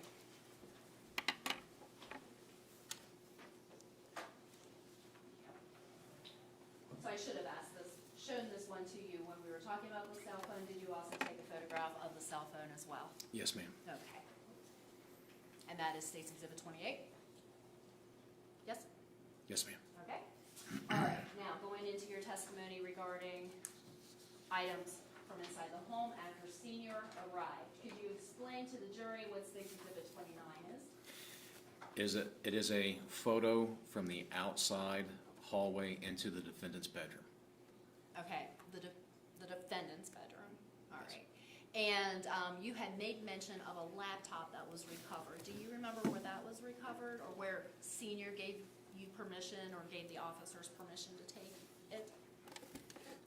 And it might have already been taken by them. You know, I can't, no ma'am, I cannot recall. Does this refresh your recollection? Yes, there it is, okay. It's on the floor, underneath the desk, in front of the shoes. Okay. So let's use State's Exhibit 30. And do you want to go ahead and circle it if we're able? There we go. Okay. And then did you travel off into the master bedroom and locate something there that you kept for safekeeping? Yes, that ma'am. You had testified to? Yes, ma'am. All right. Are you able to clear? Thank you. So I'm going to show you State's Exhibit 31. Orient us to where we are in the master bedroom and what we are looking at first. So if you were to stand at the foot of the bed with your back toward the wall and where the headboard was, this is a window Okay. past the foot of the bed at the back of the house. And so what's this kind of brown thing with the light shining in it? It's a window blind. A blind, okay. So then what are we looking at here in State's Exhibit 32? That is a photo of the handgun that we took for safekeeping. Okay. And then what is the purpose of State's Exhibit 33? It's a photo of that firearm with the serial number to document it. That way, when we take recovered firearm, it's our policy that any type of item that has a serial number on it, whether it's a firearm or what have you, we're able to locate, just document it. And so, and we can also see it better Yes, ma'am. instead of it just being on the windowsill? Correct, Okay. yes. And then State's Exhibit 34 is a photograph of what?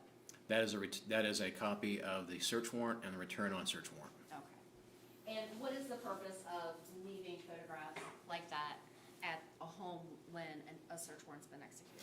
It documents the fact that we had executed the search warrant within the parameters specified, and then we had taken certain items, and it's documented for that homeowner or property owner. Okay.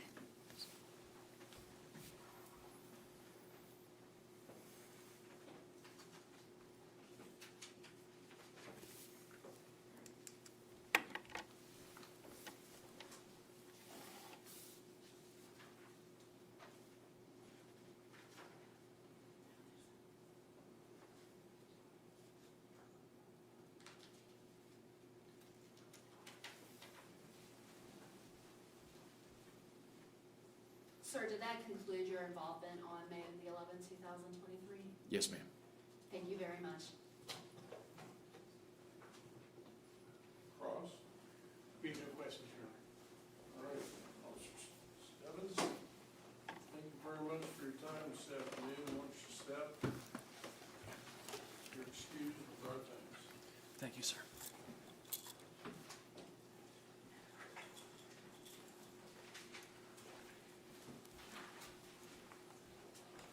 Well, council wish to call another witness, or council wish to break for the day? I completely defer to you. We have our next two lined up. But it's All right. up to everybody. I don't care. We have 16 jurors. 9 or more jurors vote. Make the determination whether we come back tomorrow or whether we press on. Those who wish to press on, raise your hand.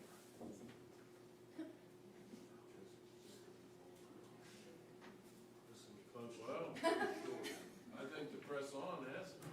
All right, we'll check back with you later on. We'll see how you do. Next witness.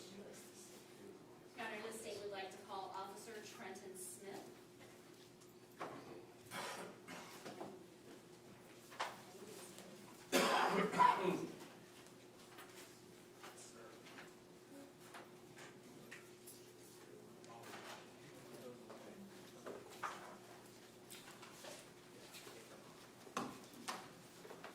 Please stand right here, sir. Turn and face the jury. Raise your right hand. You swear or affirm that the testimony you're about to give before this court and jury is true and accurate to the best of your ability and knowledge? Yes, I do. Thank you. Have a seat right there.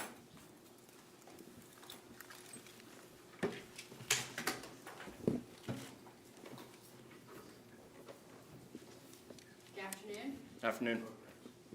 Oh, yeah. Officer Smith, thank you. Thank you for being here. You have the right not to be photographed or videotaped. Do you wish to exercise that right or permit it? I permit it, sir. Very well, thank you. Now you may proceed. Sorry. Thank you, Rick. Sir, go on and introduce yourself to the ladies and gentlemen of the grand jury. State your name and where you're employed. I'm Officer Trenton Smith. I'm employed with the Fairfield Township Police Department. And how long have you been with them? Approximately 2.5 years. And what are your general job duties? I'm assigned to the patrol section, so I take general reports and traffic proactivity, things of that nature. And turning your attention to the morning of May the 11th, 2023, where were you prior to 10:30 in the morning? I was at the Butler County Juvenile Court on an unrelated case, having worked night shift the night prior. Did you receive information about a potential incident on Arroyo Ridge Court? I did. How did you receive that information? After exiting juvenile court, I looked up and saw a helicopter performing what appeared to be a search pattern in what appeared to be Fairfield Township, Ohio in that direction. I turned on my radio and heard chatter consistent with a large-scale incident. It sounded like there was only one officer on scene, and I responded. And were you still at juvenile court? Yes, When you I had said- just left juvenile court. All right. And how were you dressed? I was dressed in my normal patrol attire, as I am now. The only thing that I was lacking was my body cam, which was charging because of the night shift before that and uploading photos. Okay. Had you driven your cruiser to court that morning? Yes, I did. So did you go ahead and respond to 2625 Arroyo Ridge Court? Yes, I did. And is that location in Butler County, state of Ohio? Yes, it is. What did you see upon your arrival? When I arrived, it appeared that Officer Stebbins was already on scene. There was also medical staff on scene. I arrived with a collection of other medical and law enforcement personnel. Were you able to see a victim on scene? No, I did not. Did you see any potential suspects on scene? I did after speaking with Officer Stebbins. What, if any, responsibilities became yours at the time then? I was asked to stand by the suspect at Officer Stebbins' patrol cruiser and collect general information. And why is it important to keep eyes on a potential suspect, such as the responsibilities that you took on? The first priority is the suspect's safety. We want to make sure that they do not inhale anything, bang their head against the bars, or injure themselves in some way. It's also important to start collecting information as soon as possible. Where was the potential suspect located at the time? He was located in the back of Officer Stebbins' patrol cruiser, which was in the cul-de-sac. Okay. And where were you located? Like inside the cruiser, outside the cruiser? I was standing beside the cruiser for a short time, then I entered the driver's seat. And were you able to see the suspect's face, see his body? Yes, I was. And looking around the courtroom today, do you see that same person that you were responsible to keep eyes on and to have a conversation with if he was willing? Yes, I do. It'd be the gentleman in the blue shirt with the counsel. Your Honor, let the record reflect identification of the defendant. So reflect. Thank you. Upon first setting eyes on the defendant, did anything stand out to you about the defendant's physical appearance? What I noticed was that he was wearing a large winter coat, which was unseasonal for the time, being that it was roughly 70 degrees that day. And you mentioned that the defendant was in the back of Officer Stebbins' police cruiser. Was that vehicle turned on? Yes, it was. To your knowledge, were the cruiser cameras triggered? Yes. And to your knowledge, that's the same question. So strike that. Did you engage in conversation with the defendant? Yes, I did. Is it fair to say that the conversations were somewhat off and on over about a 20-minute period? Yes. And did you review that cruiser camera recording in preparation for trial today? Yes, I did. Your Honor, State's Exhibit 12 has already been moved into evidence. May I have permission to play that? It's been authenticated and moved in. Thank you.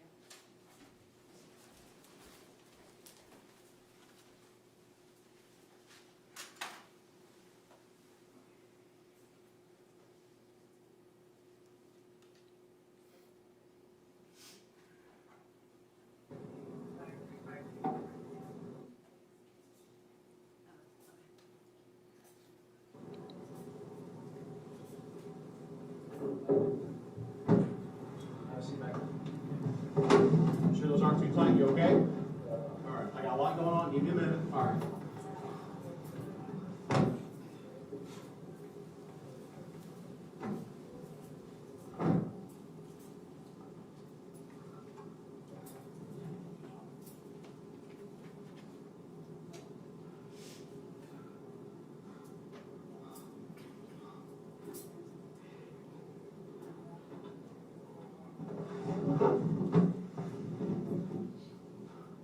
May I sit at council table?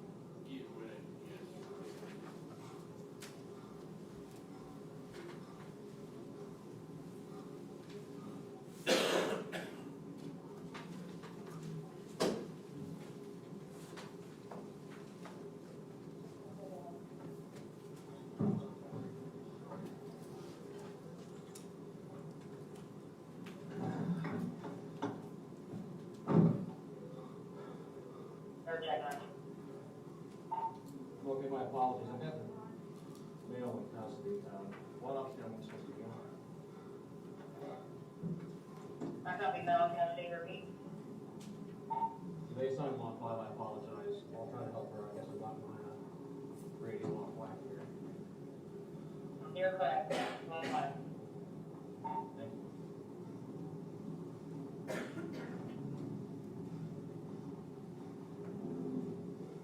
All right, Robbie. Okay back here? Yeah, I'm okay. All right. 650 officer. Clear. I need you to sit with him, get his information for me. I need to go check on this victim.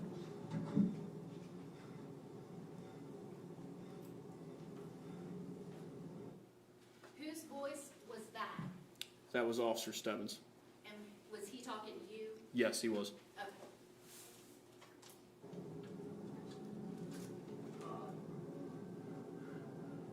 Okay. Right here.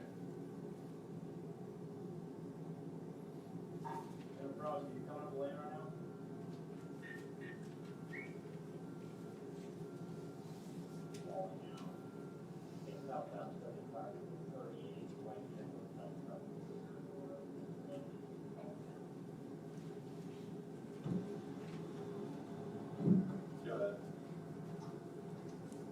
Where's your social, ma'am? So what? Social. To wait. And whose voice said social? What's your social man? That would be me. Okay. 04 4361. What's your name, date of birth? Robbie Robinson. August 18th, 1999. I'm still sitting here 37. And that date of birth made him 23 at the time? That's correct. Thank you.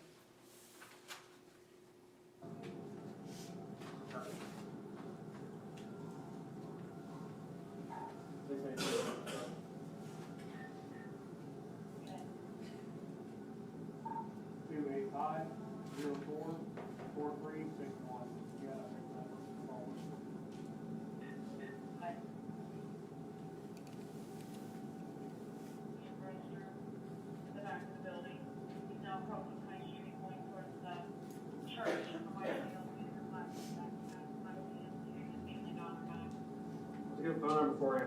513 785 8583. 76 North Harvard. Where's kind of hanging out? I know they're gonna have a lot of questions for you, okay? Is she alright though? Like what? I don't know, man, I just got her.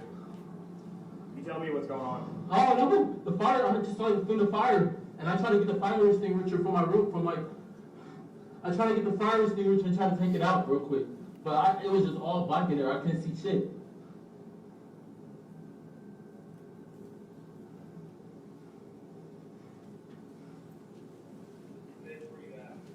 I sprayed the whole holes in there and everything.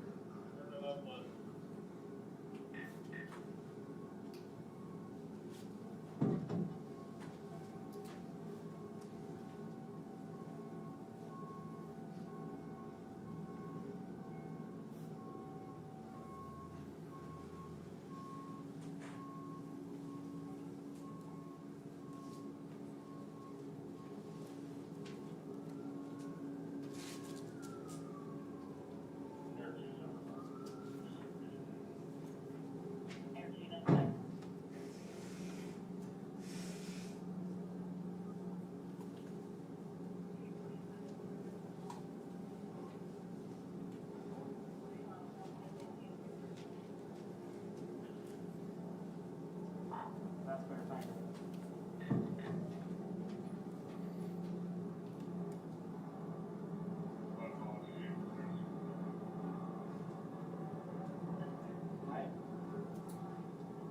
My radio's dying, I know I'm podcast, but I'll do whatever you need to do. Okay, you want me to ask a question? You want to ask a question on live? Okay, you want me to have my camera here real quick? Same thing. Hey, brother. Yeah. I'm Sergeant McCroskey. Did they tell you what's going on? No. Okay. That's all right. You understand you have the right to remain silent. Anything you say that's can be used against you in court. You have the right to an attorney. You have the right to stop answering questions and have an attorney appointed before you can answer any questions. You understand that? Kind of want to know, I've got her side of it. What happened in here, brother? What happened? No, I just seen the fire started, and I tried to get the fire extinguisher real quick to take it all out. So you didn't put her on fire? No. Well, why did she say What? I didn't do anything. Why did the fire start? I don't know. I just went in there trying to take it out. I heard a fire alarm go off, and I went in there with the fire extinguisher. Sit tight.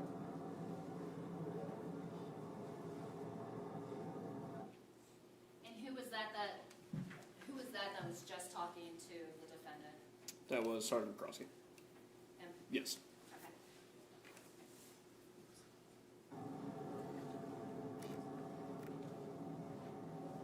Are you recording all this?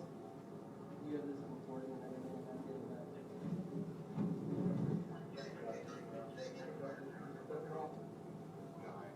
Hey, I know we're just making, I don't think it's.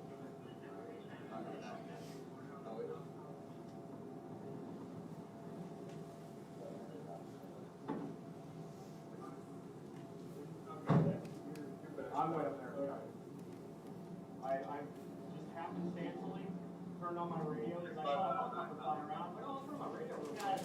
And I turned on and I hear this area and it's like, are they looking for that guy? And I'm like, I don't know what that is. And I hear it's right over here, but I'm like, oh crap. I'm just looking for this guy from my time. Just I don't know. What is it?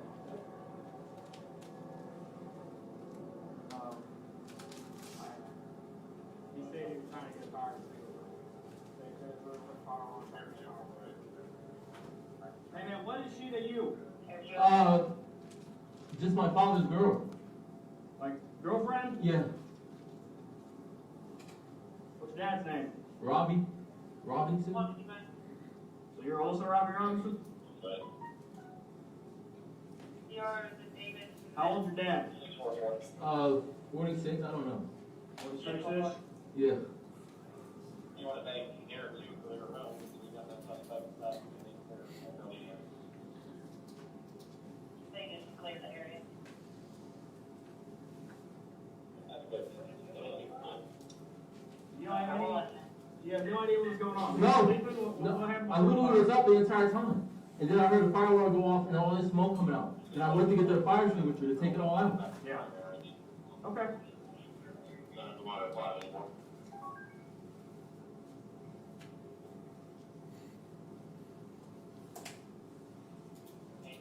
Seconds. Was it just you and her home? Yeah, I tried my best to get her out of there. I tried my best, but it was like so much smoke going on. I just went and like,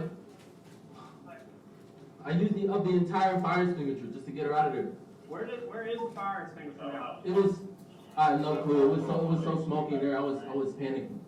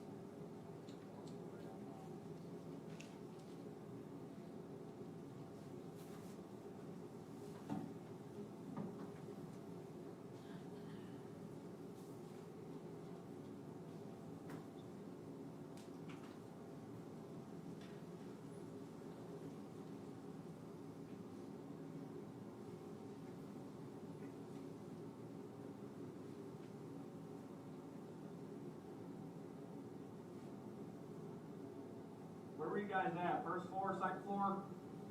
What do you mean? Like, on the second floor. You came out the front door or Yes. back door?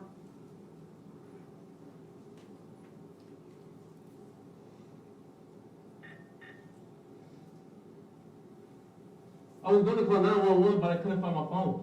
It was so smoky in the room. Okay. Yeah, I saw a lot of smoke coming out of there.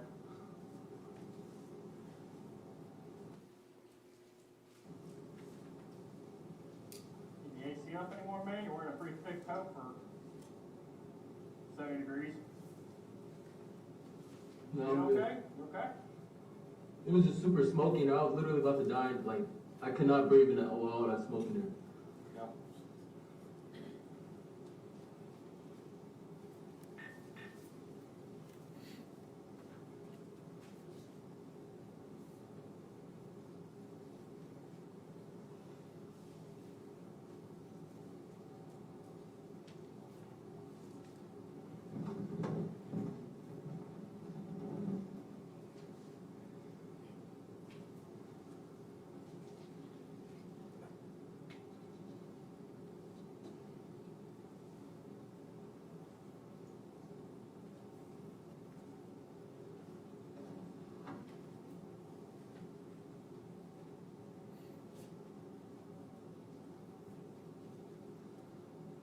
Last time, what's the girl's name? I know it's your dad's Brenda. girl. Linda? Brenda. Brenda.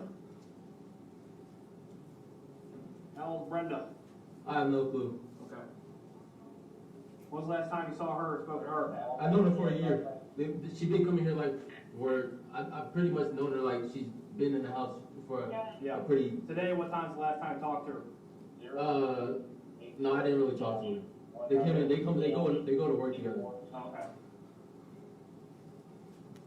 So you was hanging out, right? Smoke alarms start going off.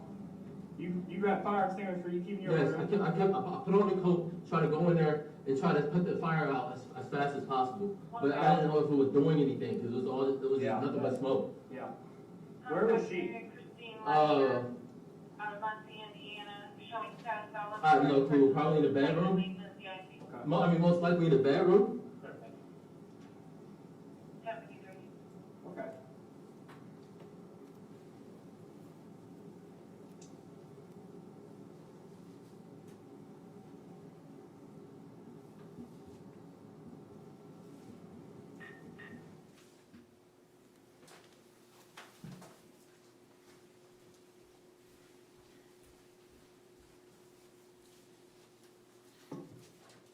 to say that pretty much ended your conversations with the defendant? Yes.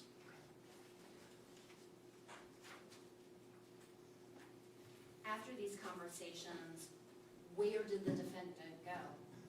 He was transported back to the Fairfield Township Police Department on Bonneville. What was the last part? Sorry. He was transported back to the Fairfield Township Police Department on Bonneville Drive.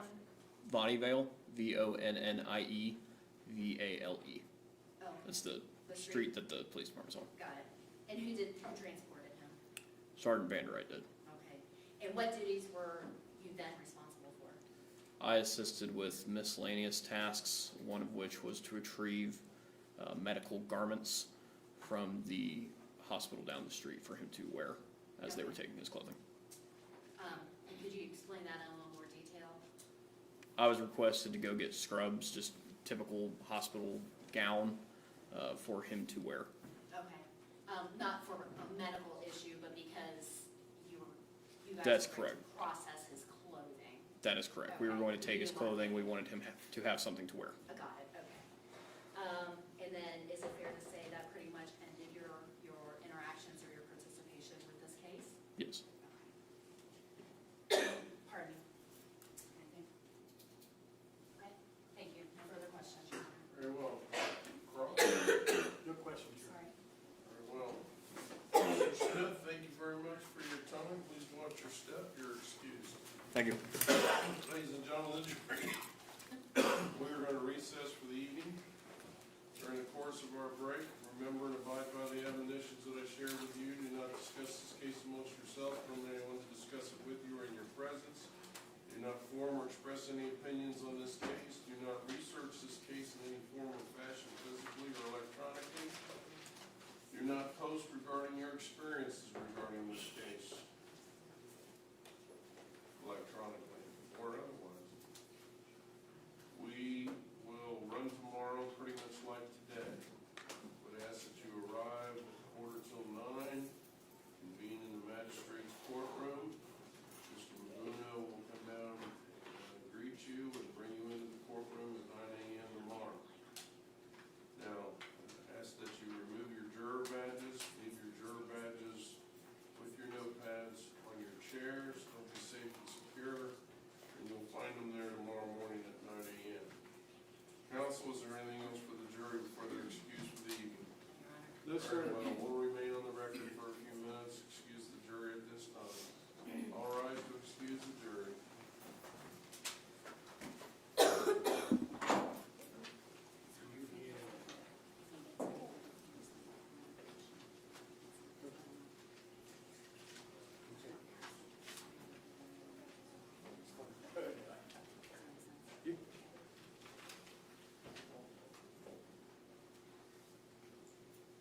All right, please have a seat.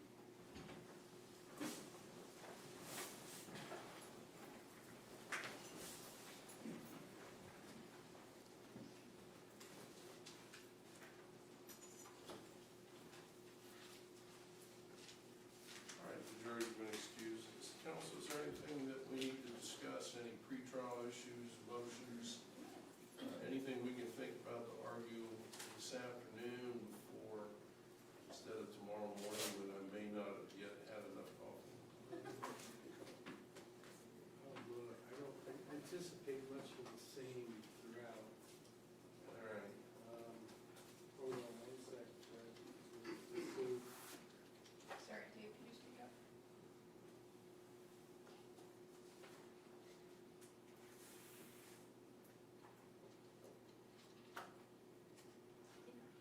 Yeah, no, that's what I'm trying to.